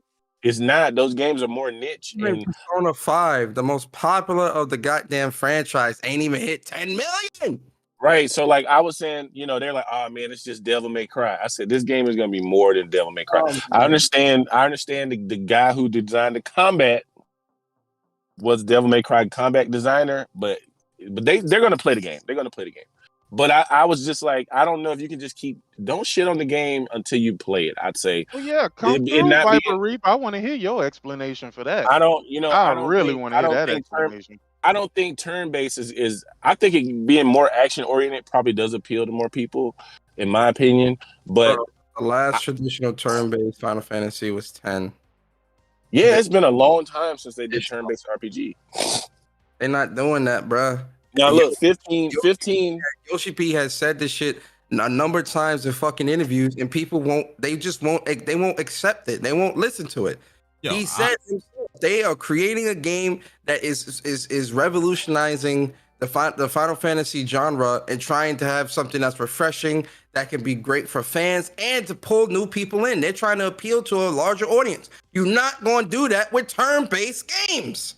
I wouldn't have an issue if 16 was turn-based or action. I play it both. You know what I mean? If 16 was turn-based, I'd have been good with that too. But the stuff that I'm seeing, I'm not gonna deny action combat from what I'm seeing with the trailers. I'm like, oh, this looks good. And I know it's based on the Final Fantasy game, so they're not losing any of the essence from it. So I'm not complaining about it. Final Fantasy 15, they said didn't sell well. I think that game sold like 10 million copies. No, Final Fantasy 15 sold very good. So well. I don't know. I told them, they were like, oh, well, that was over a period of time. It didn't sell 10 million in 2 months. Well, I said no game sell that period of time. Final Fantasy 7 didn't originally sell. Right, like, that's what I said. What? I said the game's not going to sell 10 million copies in a month. It takes time to sell this many copies. I need you to explain, Viper Reap. I need you to explain, brother. Yeah, somebody. Most popular turn-based game out right now is Persona 5, and that game hasn't cracked 10 million yet. I think you wanting something to be a certain thing is kind of clouding the way they're seeing this game. I'm not saying they were shit on the game. It goes along with the general outrage, bro. Like, not to say that this is where their arguments are coming from, which is why I want to hear what Viper Reap's actual argument is. What's his argument? Yo, shout out to Viper because he dropped a 199 super chat saying, "I'm one of those dudes. Let me explain." But go ahead. Explain that. Persona 5 plus Royale sits at around 7 million. Again, the most popular turn-based game out right now that's got all the public reception.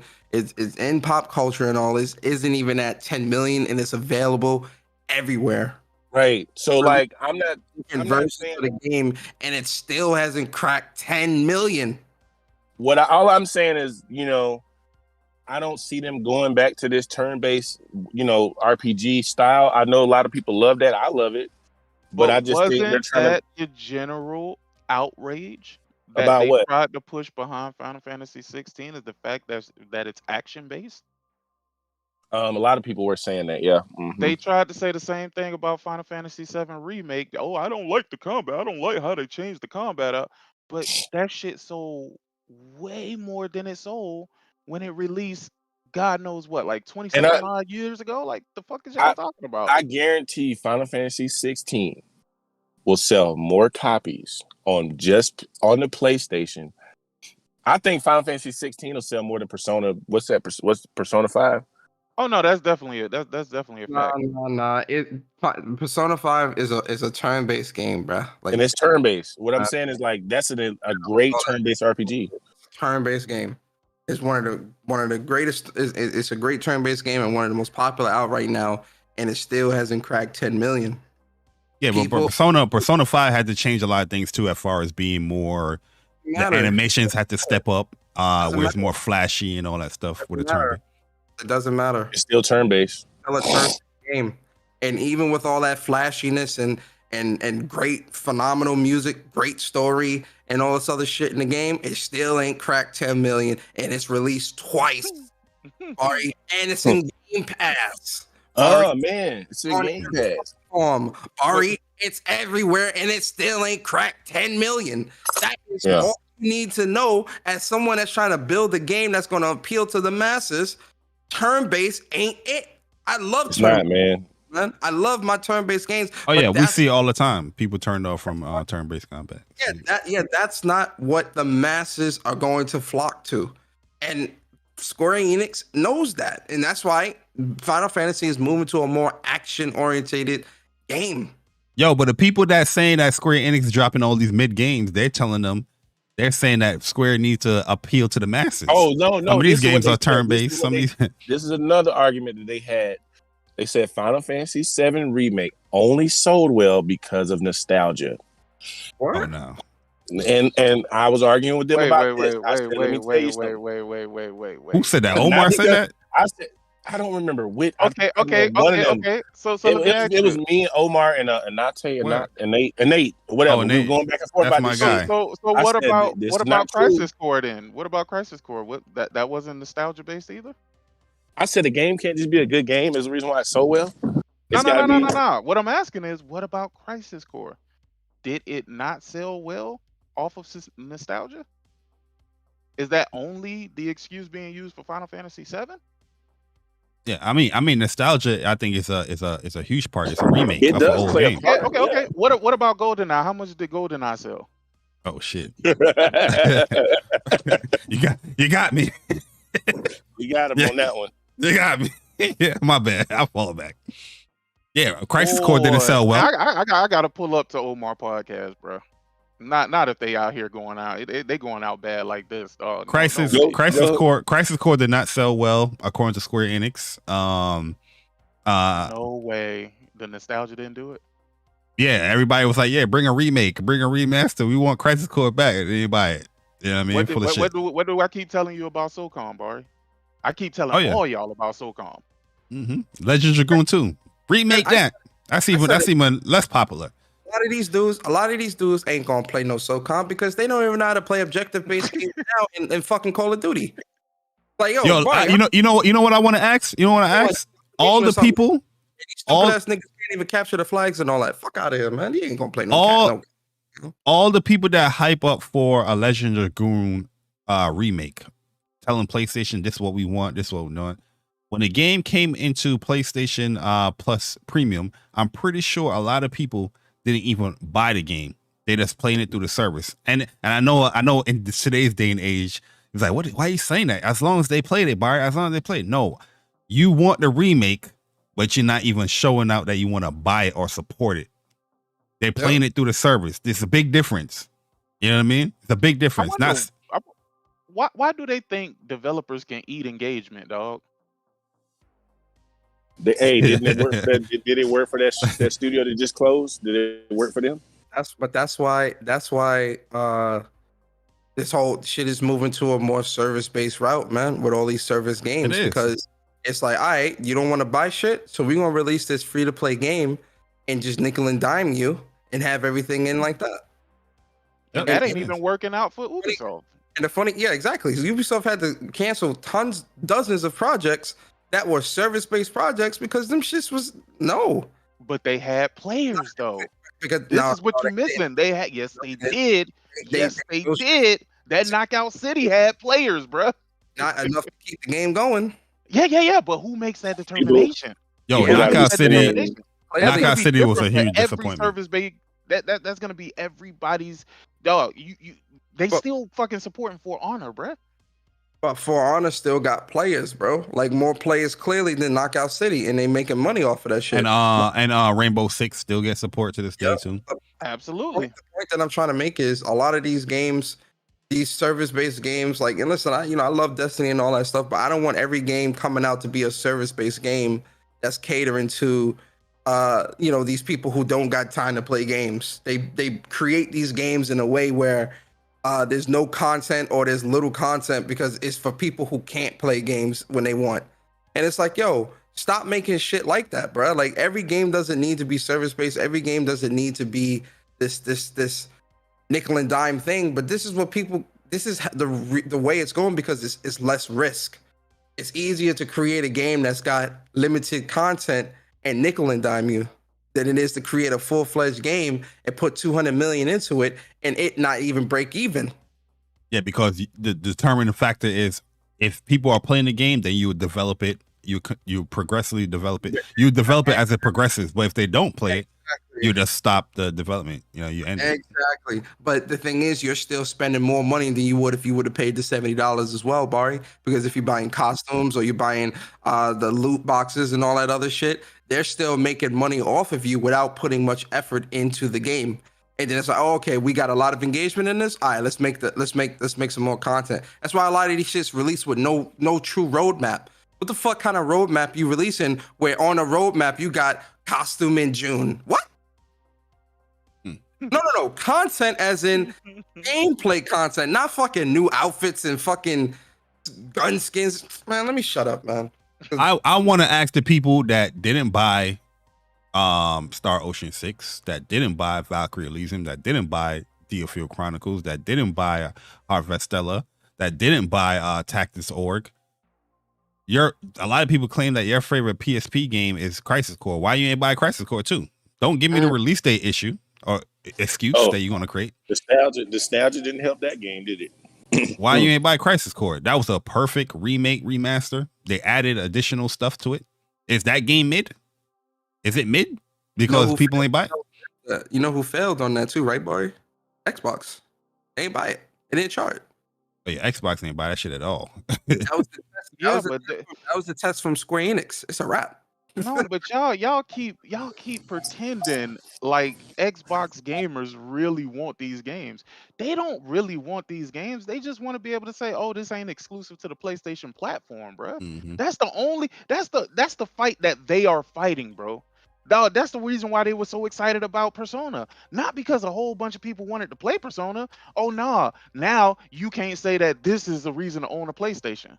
Dog, that's what the fuck it is, bro. Whether y'all think I'm fanboying right now, because y'all might be like, no, you just a pony.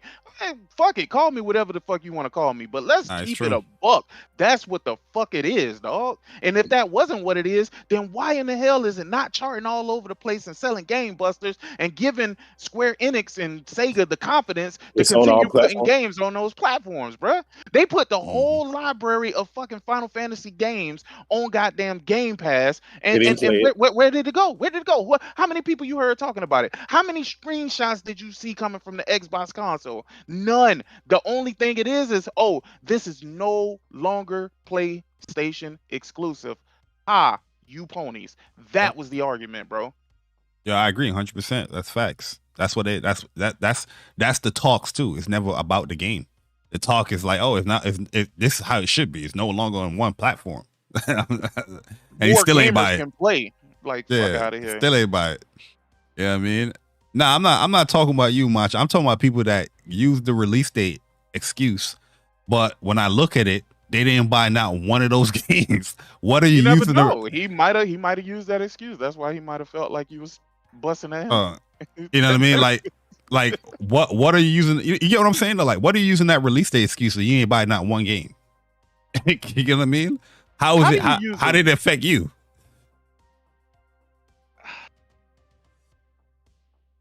Craziness, man. Pure craziness. Yo, Guap, what's good, man? Did I miss any super chat? Let me see. I know I got Vipers, right? Oh yeah, Viper. If you want to explain your stance on 16, because it's I think everybody that has that issue with 16 not being turn based, they still gonna buy it, because they're gonna buy it. Yeah, but they're going in with a very negative perspective. So whatever it could be doing, it could be a bang of a game. They will lead. This should have been turn based. What was the last turn based Final Fantasy game? Which one was it again? I say 13, but Persona says 10. Some people might say most people say 10, but I think 13 was amazing turn based. Well, not amazing turn based game because the story was not good, but The gameplay I loved.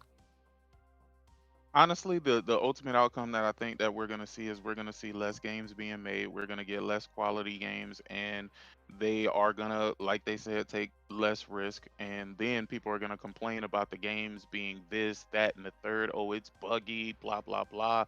Oh, I would support this, but da da da da da. But y'all are creating the environment for these games to be built like this because these developers don't want to go in and maximize potential and spend a lot of money because they don't know if they're gonna get a return on investment because y'all Game Pass hustlers is out here and these PlayStation Plus hustlers because now y'all niggas exist.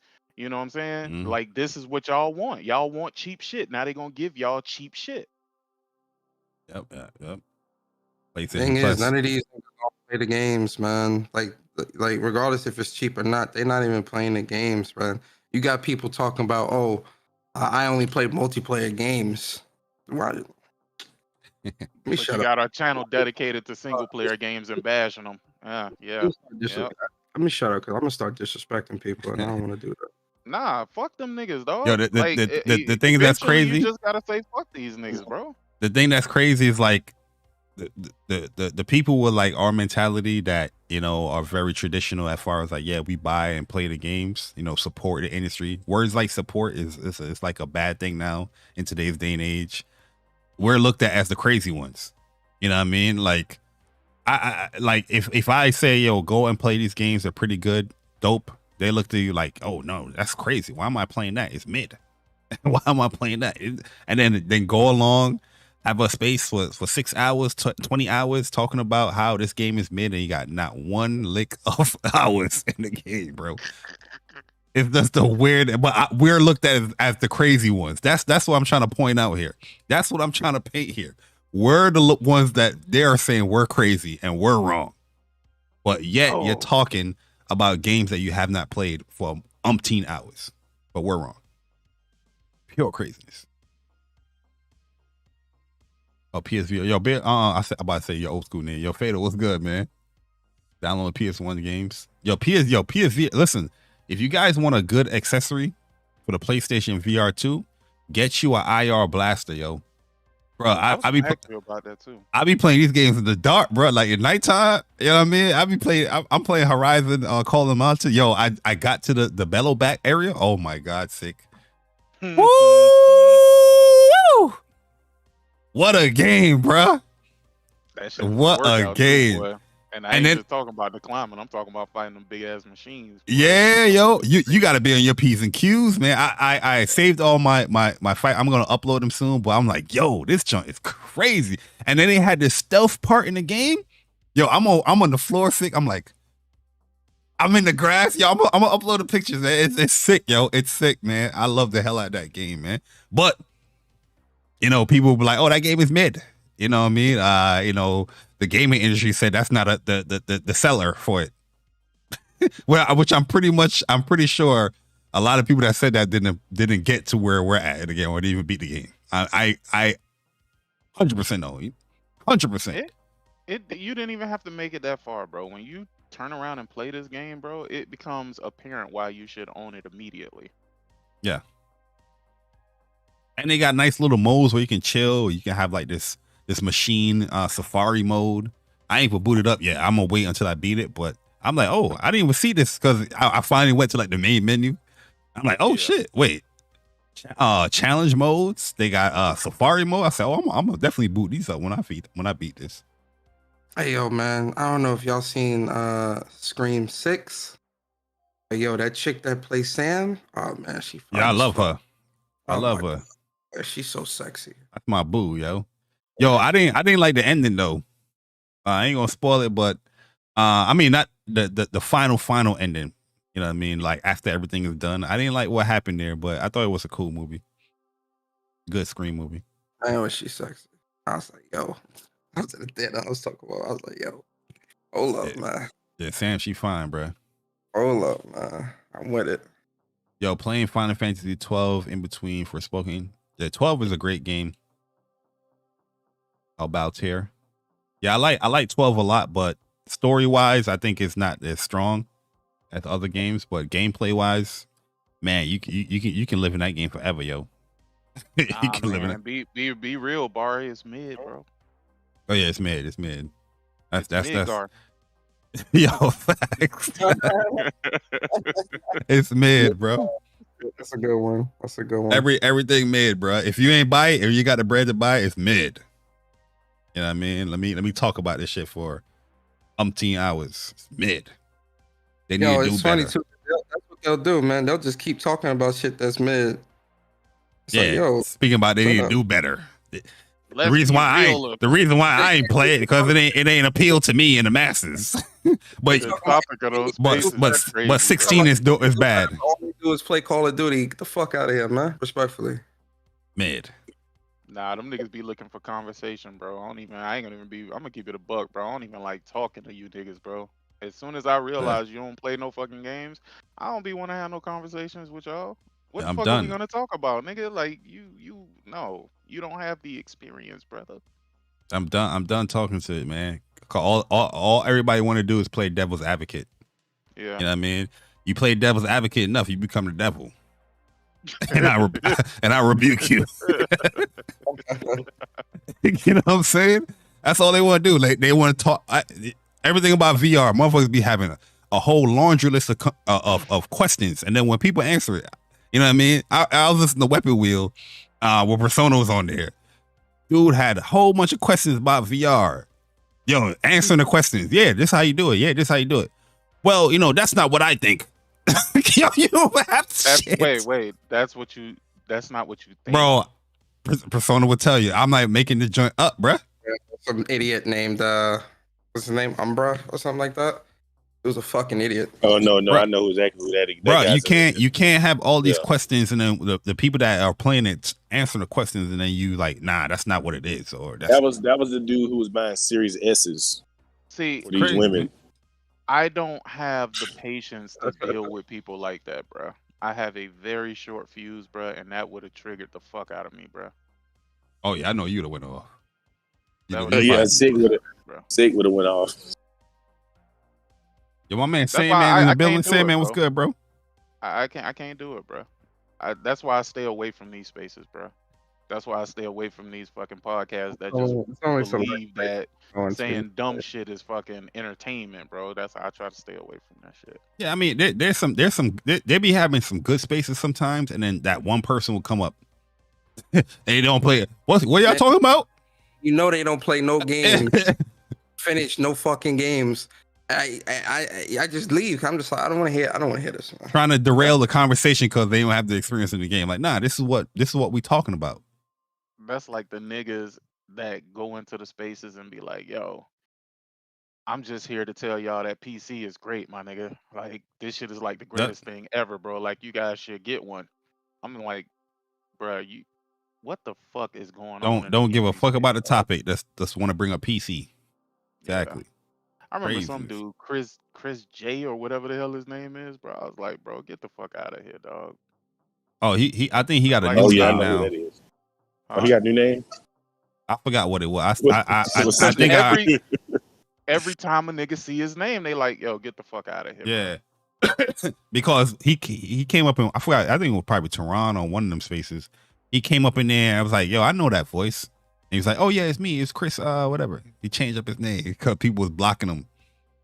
Oh hell yeah! Wait. What is his new name? I forgot what it was, to be honest with you. I forgot the name. When you figure it out, let me know.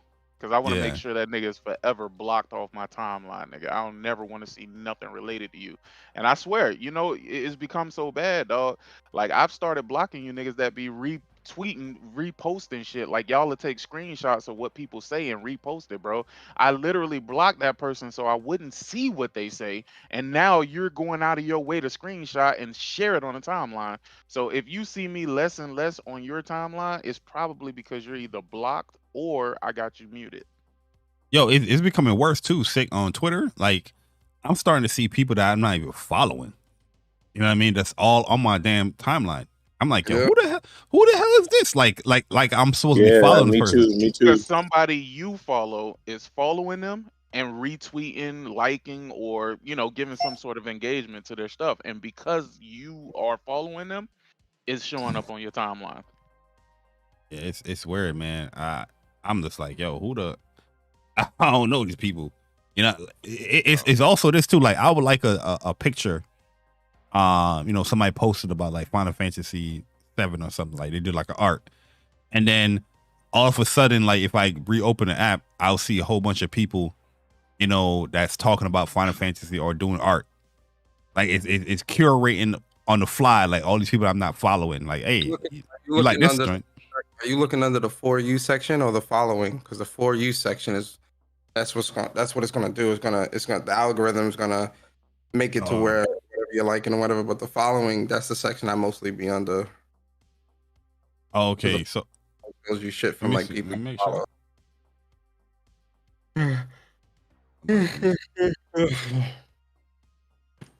Oh yeah, so there's a For You and there's a following. Yeah. Hey, it's another pet peeve I got too, bro. And if y'all niggas is guilty of this shit, bro, please stop. Because that shit is annoying as fuck, bro. If I come out and be like, yo, man, I love Wulong, yo, this shit is great. Bro, stop bringing up Neo, dog.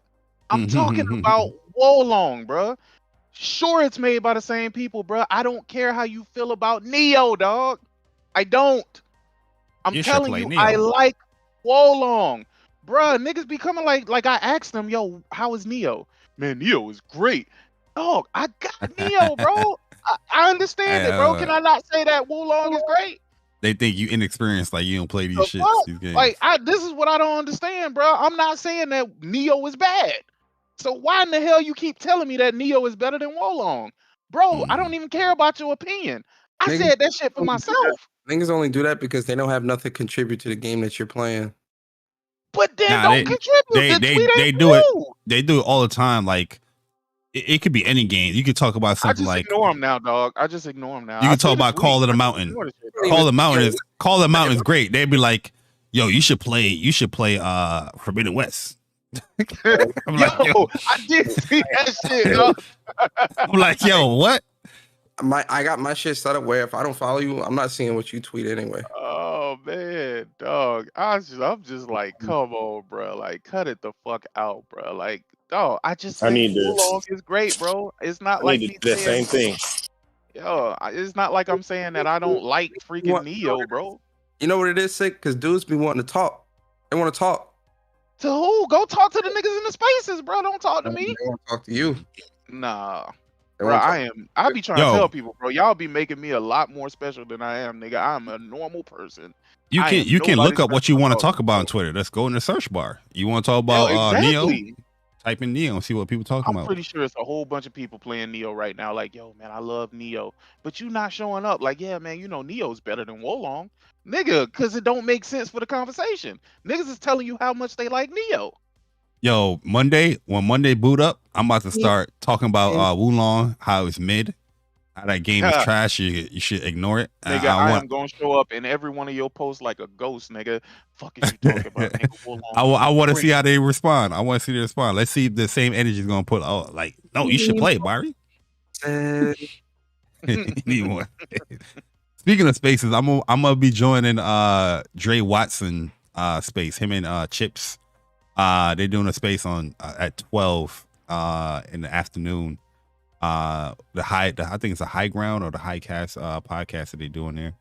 I'm gonna be joining there for a little bit. But yeah, man, you know what I mean? Like Dre's cool. Yeah. Yeah.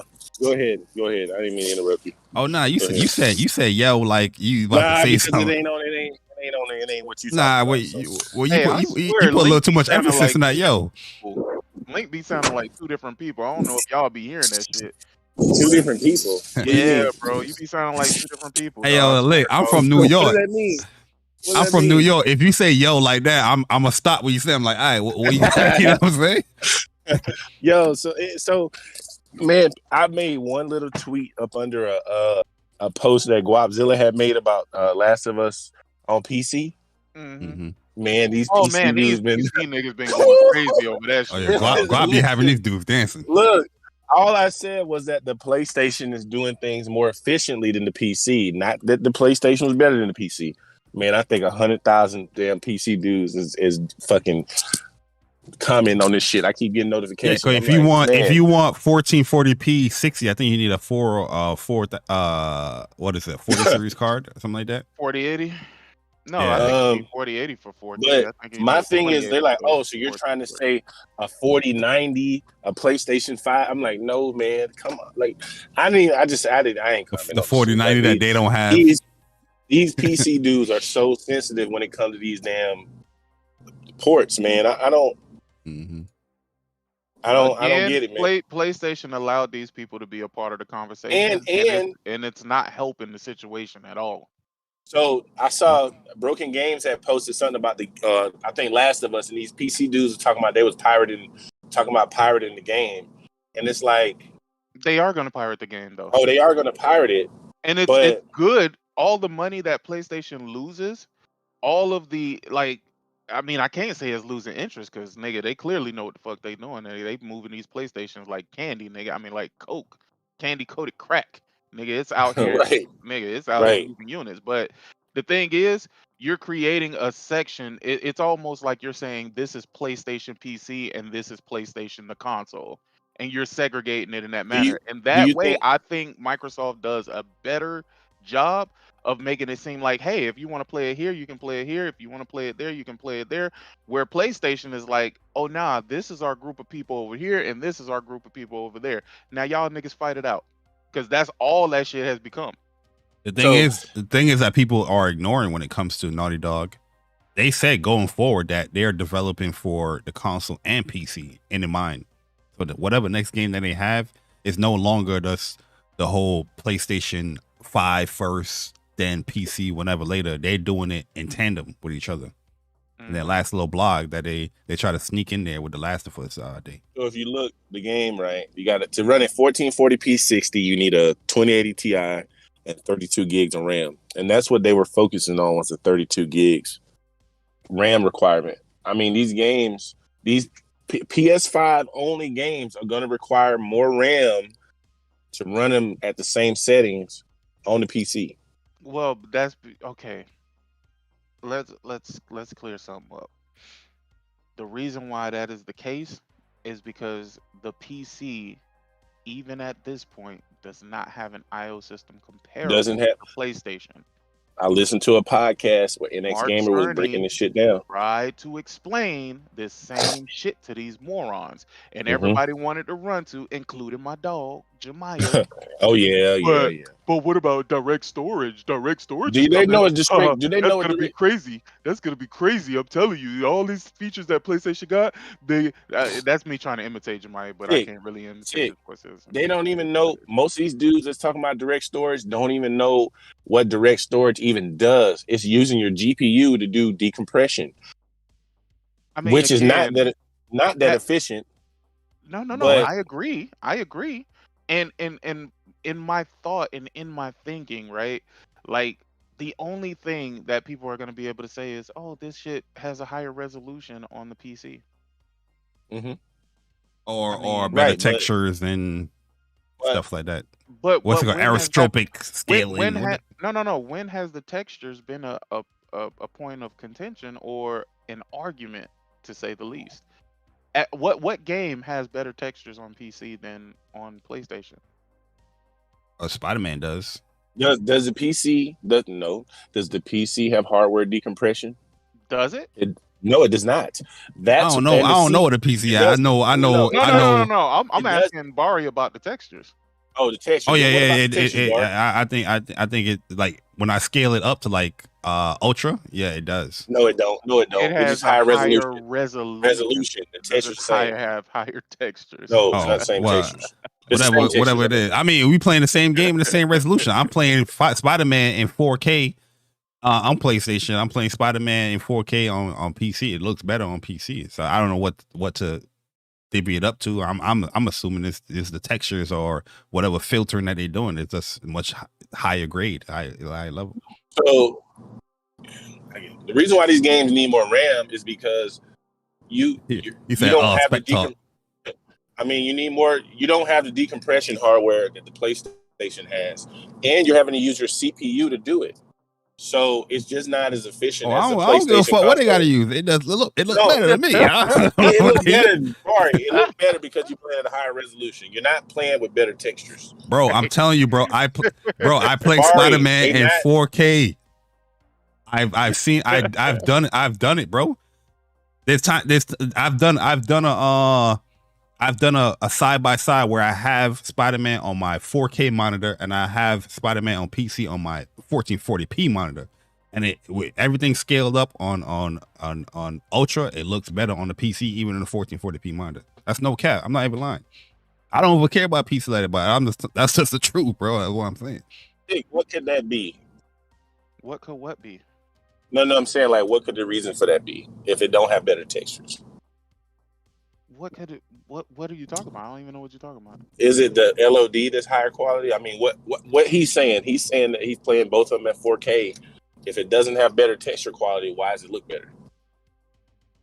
No, it has a higher actual native resolution, bro. Right. Yeah, I don't know what. And you got to I know- understand too, Bari, on PlayStation, sometimes when a game is 4K, it don't mean like it's native 4K pixels. It could be temporal, upscale, and all this other shit. It don't Yeah, it don't that's mean true. like, yeah, Insomniac has their own upscaling technique as well, so it doesn't. It may not Well, actually be whatever they native 4K. did, it just looked better. But yo, what's good? I mean, yeah, you spent, see my man you Chuck spent in the here. money on. You know You they spent got the money though, right? You know they got a nah. Regardless of that, you know they have to turn settings up and down. The settings are different. Yeah, that's what I'm saying. That's what I'm saying. Right, but right. It's not Link, texture quality. It's just Spaces for a week. settings. What happened? Yo, Link, you think you could stay away from all spaces for a week? Hell no. Hell no. I could, Nah, yeah, nah, I keep it a could. buck. Yeah, he Nah, had to think about keep it a that. buck. He had to Nah, think about that. nah. You really think you I could stay could. away and not go into no space for a week? Yeah, I could do that. I've done it. Yeah. You know what's so Yeah. bad? Spaces used to be so good, bro. It used to be so good when it was actually spaces about actual gaming and gaming topics, It was bro. good when Code was around. After that, That Yeah, when shit Code, was yeah, good. Code, yeah. Code Nah, would do a good Even when space. Strictly was doing his spaces, Yeah, That it's shit definitely went fun. completely downhill, nigga. Some of the titles I be seeing for these spaces be like, what the fuck was y'all you know what thinking it is, about? bro? Niggas started cheating spaces like a fucking cell phone. Mhm. It's just like, bruh. Should aim chat. Yeah, that should Yeah. have. Yeah. What it was? ASL. You know what I mean? Yo, Age, sex, and that location. nigga Teran be using a name generator for his spaces, dog. Like, I swear to God, bro, ain't no waste. Yo, you know who don't mean spaces? Yo, shout out to my man Omar. Yo, Omar said, "Fuck that, man. I'm not doing Oh, these." yeah, jokes." Omar don't even be in there. Omar was the space god. Omar used to host spaces with people that, he wasn't even talking. He was just hosting it. I was like, yo, that's some next level shit. Space. He hosted a space for somebody else, and he went to sleep. He was just doing it for somebody. Yeah. Don't you ever do no stupid shit like that again? Are you crazy? No, I saw this man in a over 12-hour space, bro. Who? I said, I don't know how he did it, bro. Yo, I listen, don't know how he I used did to it. make fun. I used to make fun of that shit, but I can't do it no more because I had something like that. No. Listen. You can't do it. I've done streams over 12 hours, right? Like I've done it, but the space, I don't know how he did it, bro. Yo, Nah, you going through a lot of bad mics doing the space that long. I've been there, bro. I think Remember the that longest space- I did it was like 8 hours. I think. Nah. It was like 10 because I remember it was that space where everybody was coming up airing their grievances out for like Yeah. like fucking like 10 hours, bro. Because we started that shit at like You got 9 o'clock at night. I mean 9 o'clock in the morning, 10 o'clock in the morning, and ain't end that shit till 10 at night. what about a lunch break? You don't even take a lunch break, like to get some food or? Oh no, I be break? breaking. I be muting my shit and I be gone. I come back if they people still coming up. But yo, Chuck, what's good, Yeah, man? See you in the chat. Chuck there? Oh, shit. Chuck getting his coffee, man. I know why Chuck go. Hey man, y'all seen that new Paul character, bro? Not new, but his new Oh, look. Paul? About Tekken? in Tekken 8. Yeah. Yeah, I saw it. Yeah, Like he a part of They really going for that Western audience, bro. They know how to get you niggas, man. give you a white dude, gruff with beard and shit like that, nigga. Like, They got no, you. They got you now, bro. no. They So, got so you, man. it's Sunday sick, and it's last episode of Last of Us, right? Oh, it is the last episode. So, Yo, I can't wait to see it, bro. so do you guys think they're gonna end it just like they did on the show? I mean, on the game, or do you think they're gonna Absolutely change not. it? Absolutely not. You think they're gonna make it to the hospital Are we not talking right about- away? Oh no. Hello? FTC? I thought we was talking about Paul. What the fuck? Nah, No. I wanna- We was, but that he did bring up some shit with that Last of Us, bro. I ain't even realize it was the last episode, bro. So I just realized that. I just thought about it. So I'm nah, Yo, but what do y'all think about the character, the Paul? Paul. Yeah. I don't think he. really play I don't like the Tekken. look I of don't him. You I know what I don't mean? But I never liked Paul's look. But Wait, the gameplay, what he did he looks used to pretty look He like? solid. look like a bum though. Like he Wait. look like a What bum, did he used nigga. to look like? I can't remember. He used to have a high What top fade, bro. Yeah, he's Oh, high top. okay, that's Paul. Okay, yeah, okay. Yeah. Yeah, he did have a high top fade. I don't know. I don't know That why nigga- they changed it. That nigga went through mountain man puberty, nigga. I mean, he you got think they the- have like an alternate? You think they have like an alternate skin where he has his original look? Probably. Yeah, well, I mean, you're always going to Probably change not. up the look with these 3D fighter games. You can always just change the look, but this is his look in Tekken 8. I'm not really a fan of it, but his gameplay looks like classic. Paul? Paul. You talking about Paul? Yeah, Paul look is good as he's fuck, a bro. beast though. He is a beast. Yeah, bro. he hit hard. He hit Oh, hard. yeah, as he fuck. hit Like, hard. He looked mid as fuck. That's probably one of the worst designs I've ever seen. No lie, bro. I was like, what is this? So okay, so I'm not alone then. See, I'm like, yo, niggas really like this shit. That nigga I'm Paul, like, This fuck shit outta is here. awful, bro. he look like This is one of awful. them insurrectionists. nigga. he got too much going on. He got too much going on. Leather You jacket. look like a fucking scarf. hobo, bro. Yeah. Like, bro, it looks stupid, bro. Capital type of nigga. Paul, one of those Paul the characters hobo, that that's he gonna do like 3 hits and you almost dead, bro. Like that. Oh, that, that's that a fact. Oh yeah, that's fact though. well, that That's move, that fact, deadly bro. fist, Yeah, that shit hits you, is over, bro. Don't let that shit counter hit you. You know what I'm Oh yeah, mad that about? shit is fucked up. I haven't seen my man Eddie in here at all yet, bro. Oh, you Eddie an Eddie Gordo? player shit? Oh, he You like gonna- Eddie? Hell yeah, I Oh, love Eddie, man. What is man. Sick like That's violence, my bro. guy? Hey, That is Sick, you my from the hood, bro. guy. I fuck with you, bro. That is Yo, my that's guy. the best part of this trailer though. Like his rage art, it affects his outfit. So when he hits his rage art, he loses like his sleeve saw on his that. jacket. I ain't gonna Yeah. lie. His hair looks stupid as fuck. He He look like looks stupid as fuck. Like- Yeah, I don't like to hear. he look like the mix between a boy band and a boomer. yo, fact. he having a midlife crisis right now. That's what it looks like, bro. He look terrible. Bruh. That's what it do. It look like that nigga wife left him or something, dog. Like that This- nigga this- like he going through some Like a things, bro. Backstreet boy boomer. You know what I'm looking like Ken from Street Fighter 6. Yeah, I don't like design. It's too much going on, man. He got too much going on in him. He got the Yeah. American flag on his jeans and all that. Like, Like it's just overkill, bro. It's overkill. That's overkill design, in my opinion. But you know, Hair looks stupid as fuck, bro. I'm gonna be honest. luckily, Tekken got the. You can just make any character however you want to. So yeah, niggas ain't gonna be using that shit. So. yeah, That nigga this is like, you know, That when nigga Paul- when Kane when Ken came in, nobody picked the Street Fighter 5 Ken outfit. They was picking the old school look. You know. Oh yeah, Ken right played. away. Yo, Right they away. did the same thing to Ken, bro. Yeah. They did the same thing to Ken, bro. No, but Ken design looks sick though, man. But why do they do that? It's Why just do his they hair. do that? Why His hair why was are trash. they It's turning this man into it's like a story. It's like a story thing because actually progressing the story for the first time in Street Fighter in a long time. You know, a lot of this shit's been like before Third Strike and shit like that. So they're actually progressing the story forward, and it's not like because all the other games have been like older. They kind of been going back in time with Street Fighter, which doesn't make any sense because these niggas are old as fuck. I mean, Sim is like 75 years old, bro. That shit. Ryu is like 55. You know what I'm saying? So they're actually moving the story forward now, which is kind of cool. But that's I'm kind of interested to play the story because I'm like, you know, just to see what's going on with everybody. But yeah, everybody old as fuck. Sim old as fuck, bro. She like 50 something too. Don't look like it though, but you know. They gonna start adding time and dimension so they can just revert these characters back to them young. It's about to be a Marvel movie soon. They gonna go to the quantum realm, man. I feel it. Facts. Facts, man. Nah, man. But now I want to speak on something you guys were talking about earlier. I was busy, but when it comes to like games like not selling well, like Forspoken and shit like that, do you feel like I want to ask you guys, everybody, do you feel like demos are a good thing for games? You know, especially like new IPs and stuff like that, because a lot of people, including myself, I wasn't really feeling the demo the first time I played it, and then when they redid the demo, I was like, oh, okay. It was just better the second time around. I didn't like the demo at first at all. I was like, I'm not buying Wait, this they game. had a second demo? I mean, Nah, not when they had an upgraded the update. demo. They Yeah, they, had an they, they update too. updated the demo. That's what I meant to say. Oh, I Yeah. was gonna So say because I played the initial demo and that shit completely. So I had to stop playing it because I was like, yo, I don't want to get too far, get too knowledgeable about what's going on. That's why I ain't touched the RE4 demo. I just want to play the game when it come out, bro. Like I'm good on all that yeah. other shit, dog. But I'm do you not feel like like I said. demos I'm actually not. hurt games?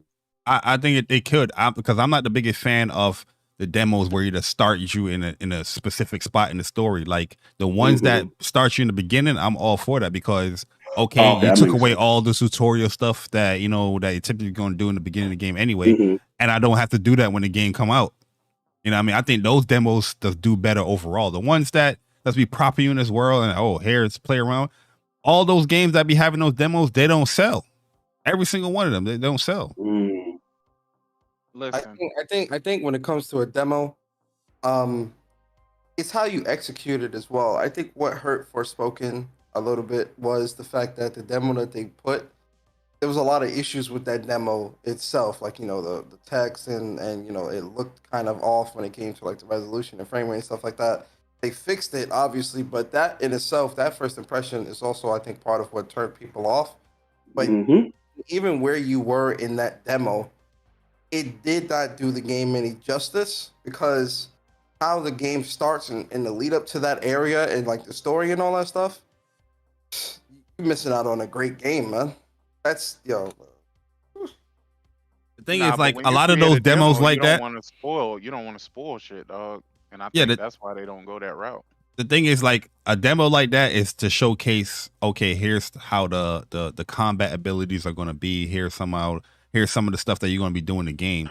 Like when it comes to Forspoken and the whole demo thing, I'd be questioning people like how you wasn't impressed by the demo that the gameplay was amazing in this shit. You know what I mean? There's stuff that I'm pretty sure people wasn't even doing in the demo. You know what I mean? Like 'cause there's so much layers to the game.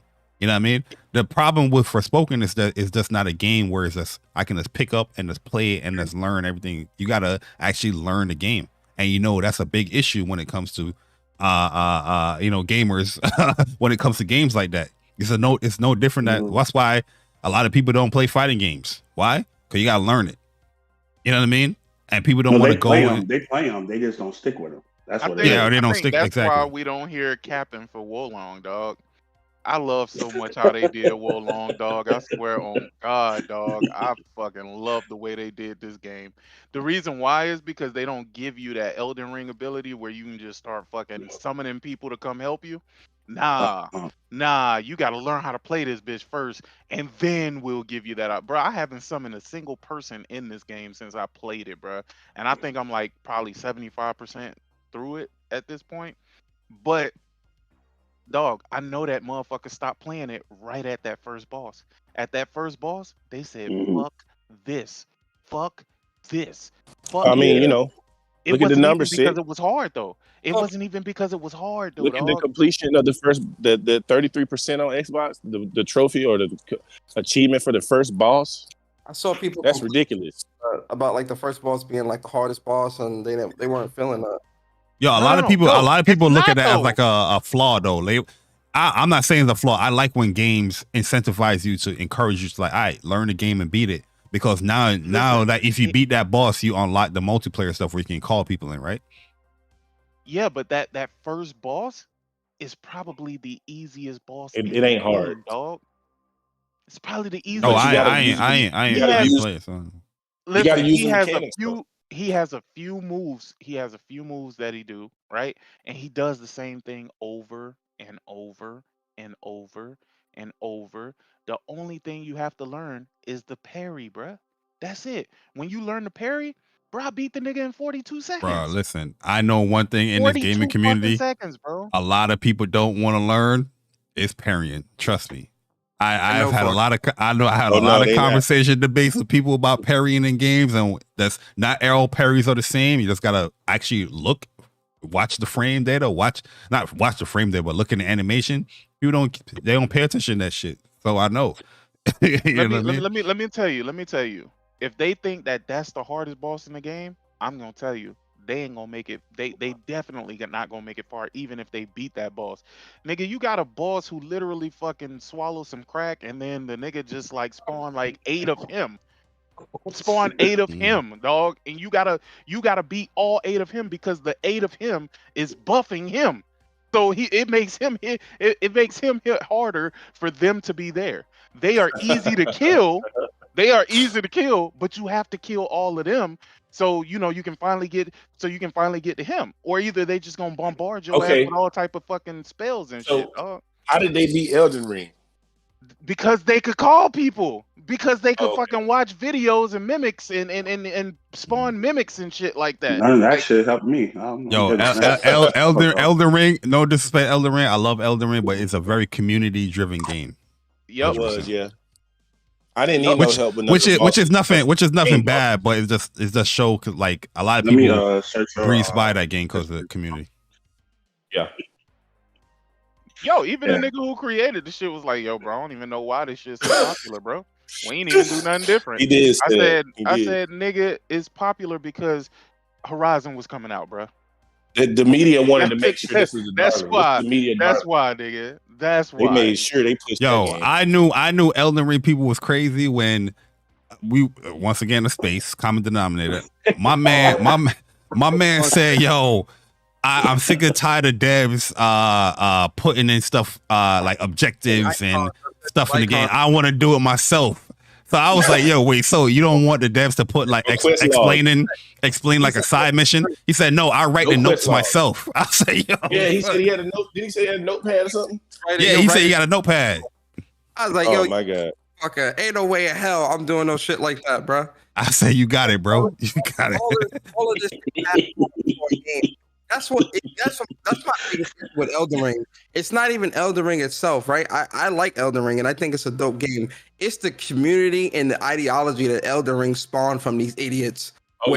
People saying some of the dumbest things to dismiss game design, saying, oh yeah, don't put quest markers and have all these icons and shit on the fucking map.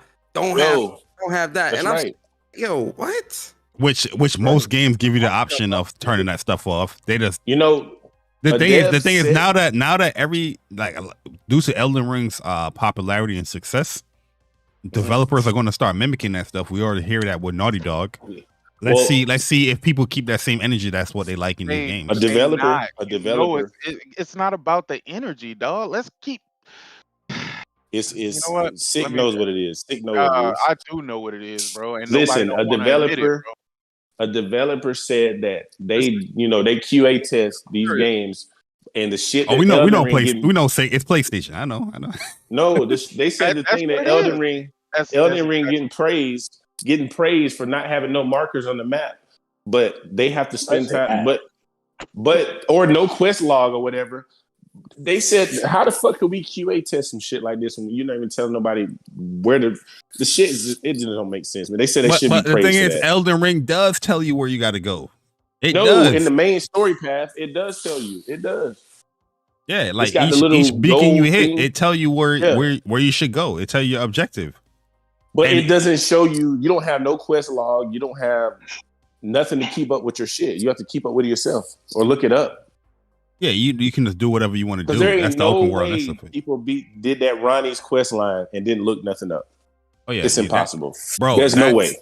That's when I started looking up shit for Elden Ring, and I saw all these videos like millions, 2 million, 5 million.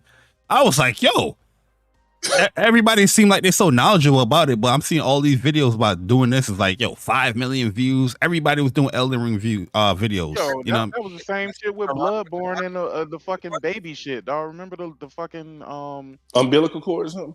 Yeah, the umbilical cord. Oh, where you look for it, bro? Ain't nobody didn't just stumble upon that shit and find it. Like, come on, no. Dog. Like two of them, I had to look up two of them. There's one of them that you had to go back to the beginning and go up like a steps in a house. and it was like a biblical code was there. I didn't know that was shit was gonna be. I had to look that up. Yo, ain't no way, bro. And niggas want to tell you, no, man, I just figured that shit out on my own. Stop fucking lying, nigga. When it comes to the Ronnie's quest, yo, I don't care what nobody says. If someone says on this community that they didn't look that up and did it themselves, they're lying. Because the amount of stuff that you had to do, there's no way you just accidentally stumbling upon that. Like when you remember didn't you have to go in like your menu or something and click on some shit? It was you have to go to a grace point. I did it. You have to go to like a grace point and then go to a campfire. And you have to do something specific to the doll show up. The thing is, like a lot of people that do these guides, they get the information from the actual developer. They don't even know how to figure it out. The developers tell them, oh, here's what you got to do, and they just write the guide because they good at writing. You know what I mean? So it's just crazy. That mission, like I said, I love the game. That mission was wild because that's where I was looking up stuff with this game. I was like, yo, what? How do you progress this? How do you move on? And you don't get no real detail as far as what you're doing. You know what I mean? Which in one run, you definitely looking shit up. There's no way. There's no way you did that all in one run. Bro, as soon as you look that mission up, you're gonna see all the other stuff pop up. You know what I mean? Where I learned about the whole you can do the whole save thing, like PlayStation to get all the endings and all that stuff. I saw all them videos pop up right after it. It was just queued up. I was like, oh shit, it's where everybody they coming to these spaces talking about, yeah, I just love the discoverability. Oh my god. I'm like, that's where you getting all this shit from, bro. You ain't looking up shit. They're not discovering shit. But nah, I got no real hate for Elden Ring, real talk. I really love the game. But fuck Elden Ring. But I like Elden Ring.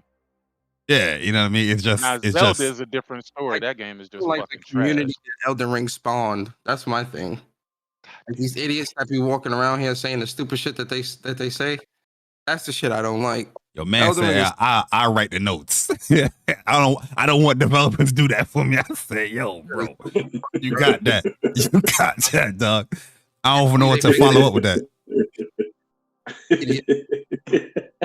Yeah, your child ain't making it up, bro. Persona tell you.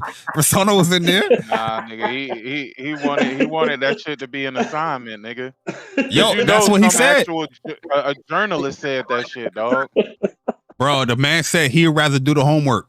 That's what he said. I said, so you don't want people to put the description, like developers, that's a con for them to put the description of the mission. He said, nope, he got his pen and his notepad, bro. Persona, am I lying? That's what that man said, dog. I've never played any video game on planet Earth with a pen and a fucking notepad, dog. I used to do that back in the day, like in like Nintendo. When I've never done that. Fighting game. I do that with fighting games. I'm not gonna lie. Never done that. Oh yeah, I do that with fighting games too. Yeah, I do that, but that's literally not for no single player. Bro, I can show you my notes on fighting games right now on my Google Docs. You know what I mean? Hey, Google Docs is clutch, bro. I swear to God, I don't have no kind of shit on that joint, bro. Love that shit, man. I be having a whole bunch of shit, setups, combos. It's a difference between writing like frame data or combos that you want to like practice or understand, and entire quest lines. That's crazy. I would never do that. That shit sounds insane. Yo, bro. Someone tell you that's what he said. The quest lines, he write it down. Like he the developer. Shit is dumb. Nah, nigga. Nah. I mean, yo, that's how you enjoy the game. That's how you enjoy the game. But I was like, yo, bro. That's when I knew when it came to this game, I was just like, hey, y'all got it, man. And that's where the jokes really started happening when I heard that. You know what I mean? 'Cause like I said, I don't really have no hate for Elden Ring. I just like joking about it because I know the community gets so sensitive. Which is crazy. I mean, for some reason, I feel like Joel gonna die tonight, man. I don't know why. What? Joel ain't gonna die, man. I got a feeling, bro. He gonna die. He ain't gonna die. Nah, it's only 45 minutes, Ellie ain't never make it to the Ellie ain't even make it to the hospital, bro. Yeah, it's only 45 minutes, man. I'm telling you, bro. I got that feeling. Hey, you know what's crazy though? What I'm fair of is like when they do the whole Abby thing, bro. Is HBO gonna turn the camera away? Come on, bro. Turn the camera away. Oh, with the shot. You know how many niggas gonna cry to them because they gonna relive their daddy, they father dying all over again, dog. Like, what I the can't fuck? wait, bro. Chuck, all you gonna see is Ellie. They gonna pan to Ellie's face. Please stop. Please stop. Please stop. She's on the ground, bro. Yep. All they gonna show. You gonna hear it. You ain't gonna see it. You gonna hear it, man. That's crazy. Yo, the fact. I mean, that The me Last and of Us Jay is a look gruesome like ass game, and they don't. That's kind of crazy when they had like Game of Thrones. Like Game of Thrones was pretty brutal. I don't know why they not going that route when it comes to The Last of Us. I don't. It makes no sense to me. But No, the red wedding where a man's oh my god, a pregnant woman in the stomach and killed her and the baby, and they're talking about what? Talking about, like, what are you talking about, bro? The deaths on Game of Thrones is like overkill, bro. Sometimes it's like y'all niggas scared to show a nigga shooting himself in the head, bro. I mean, I don't know. Right. Crazy. You see what I'm talking about? Nah, I think that was done by PlayStation though. I think PlayStation probably told them to, hey, hold that down. Bruh, I don't even like Mortal Kombat 11, and I was writing down notes. Try to learn this shit. You know what I mean? That's the shit I be doing, yo.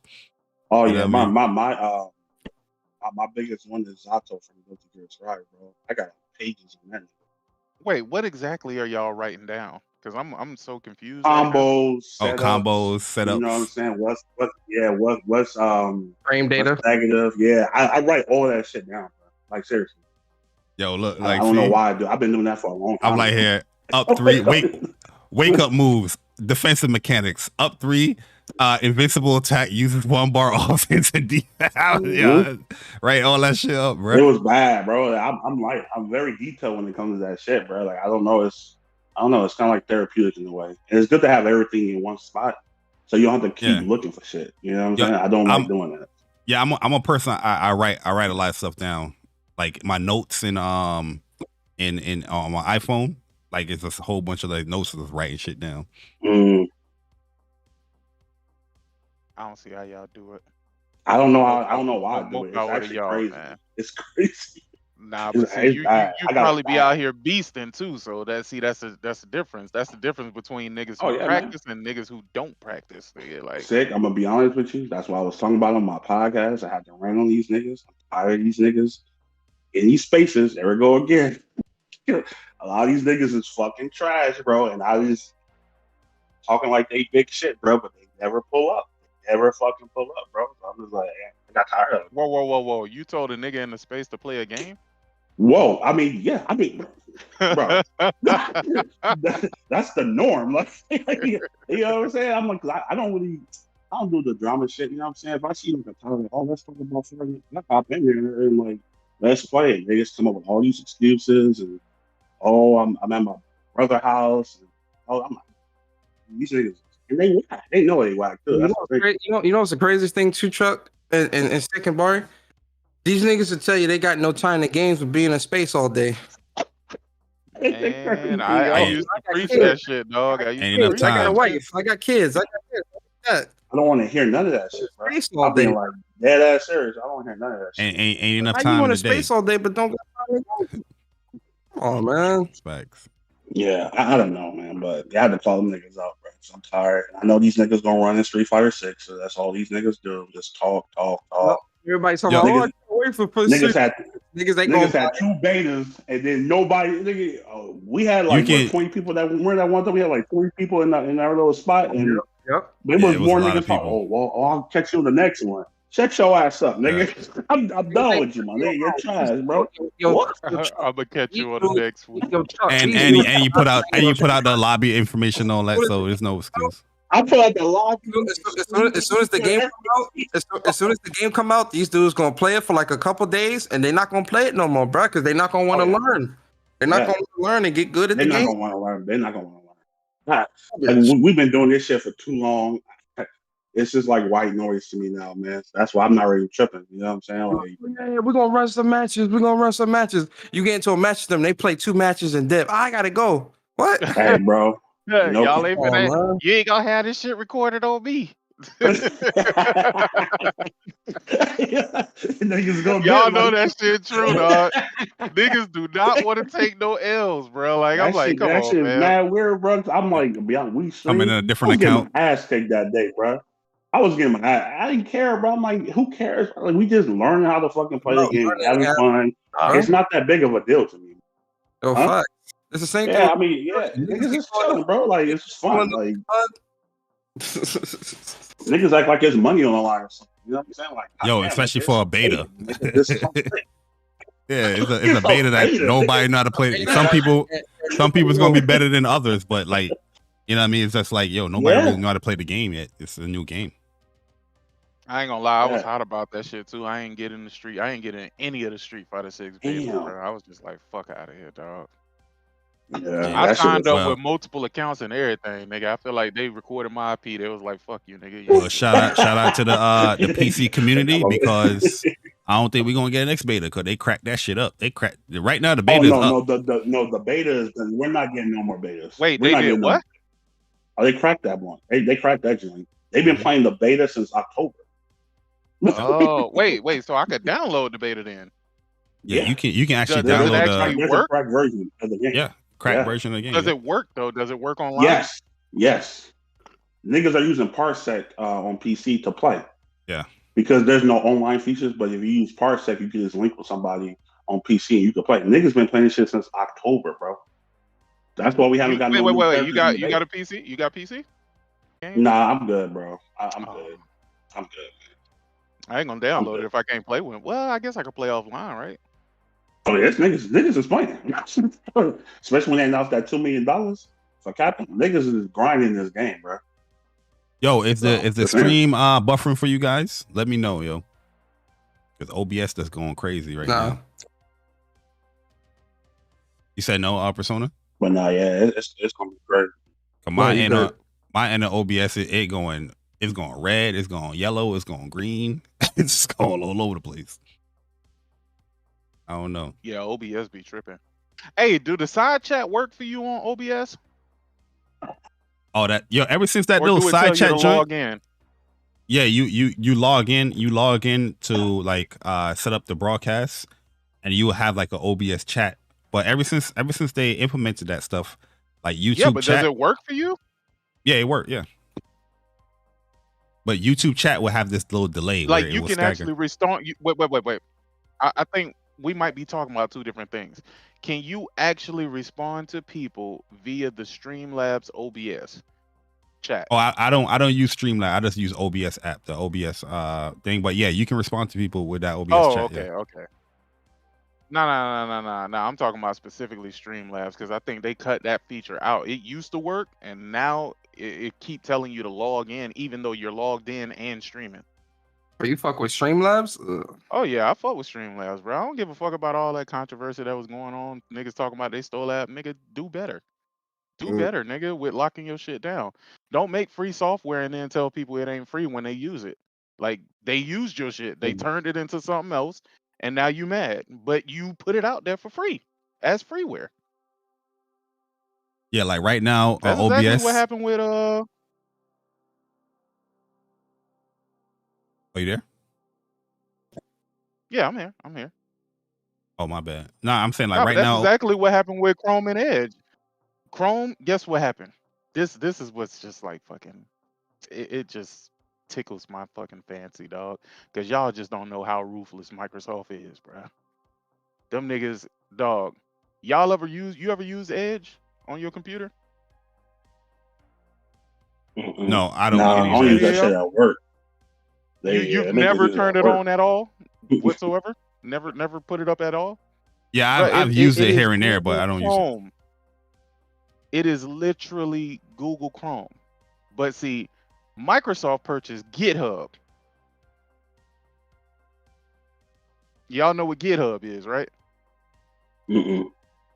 GitHub is where all of the people who in the development community be creating all of these apps that y'all be seeing all over here, bro. And they got free range access to all of that shit, bro.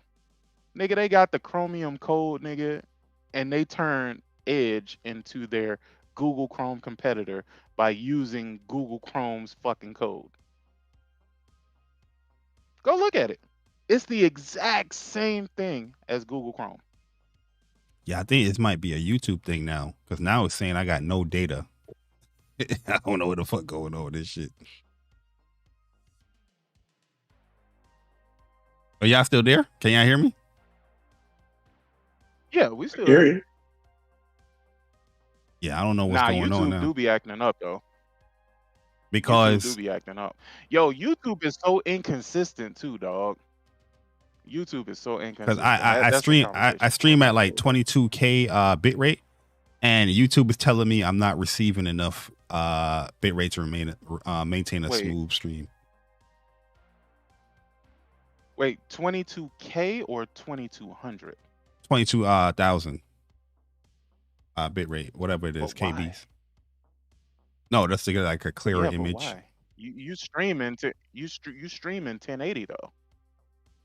Yeah, cause I used to stream in 1440p. I just dropped it to 1080.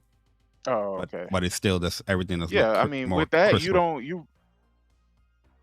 you really don't need that much bandwidth though, and usually either YouTube will tell you, like in the YouTube studio thing. Yeah, it tell you they'll too tell much. you that you're using way too much bandwidth for what you're outputting at. Yeah, that's what normally would tell me. 25,000. I have mine at 25,000 because like YouTube requires so much, especially if I'm streaming games and stuff like that. I want it to be very crisp, so I stream it at 25,000. Since I only stream at 1080p, bro, I don't think I go above 7200, dog. They said 22K is overkill. After that, yeah, it's overkill, but it just makes it look better. It looks like, you know, when you watching. Damn, yeah, your whole stream is. Oh no, you cutting out now. You cutting out now, bro. Up. Well, I don't know. That's the optimum. That's the optimum internet. They got that nigga on a timer. Why you be on the nigga?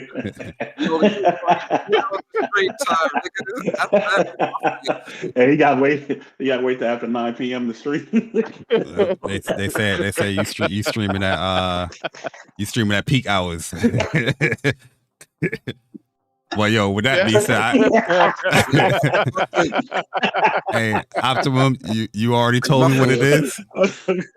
With that being said, guys, I'm gone. Enjoy the rest of your day.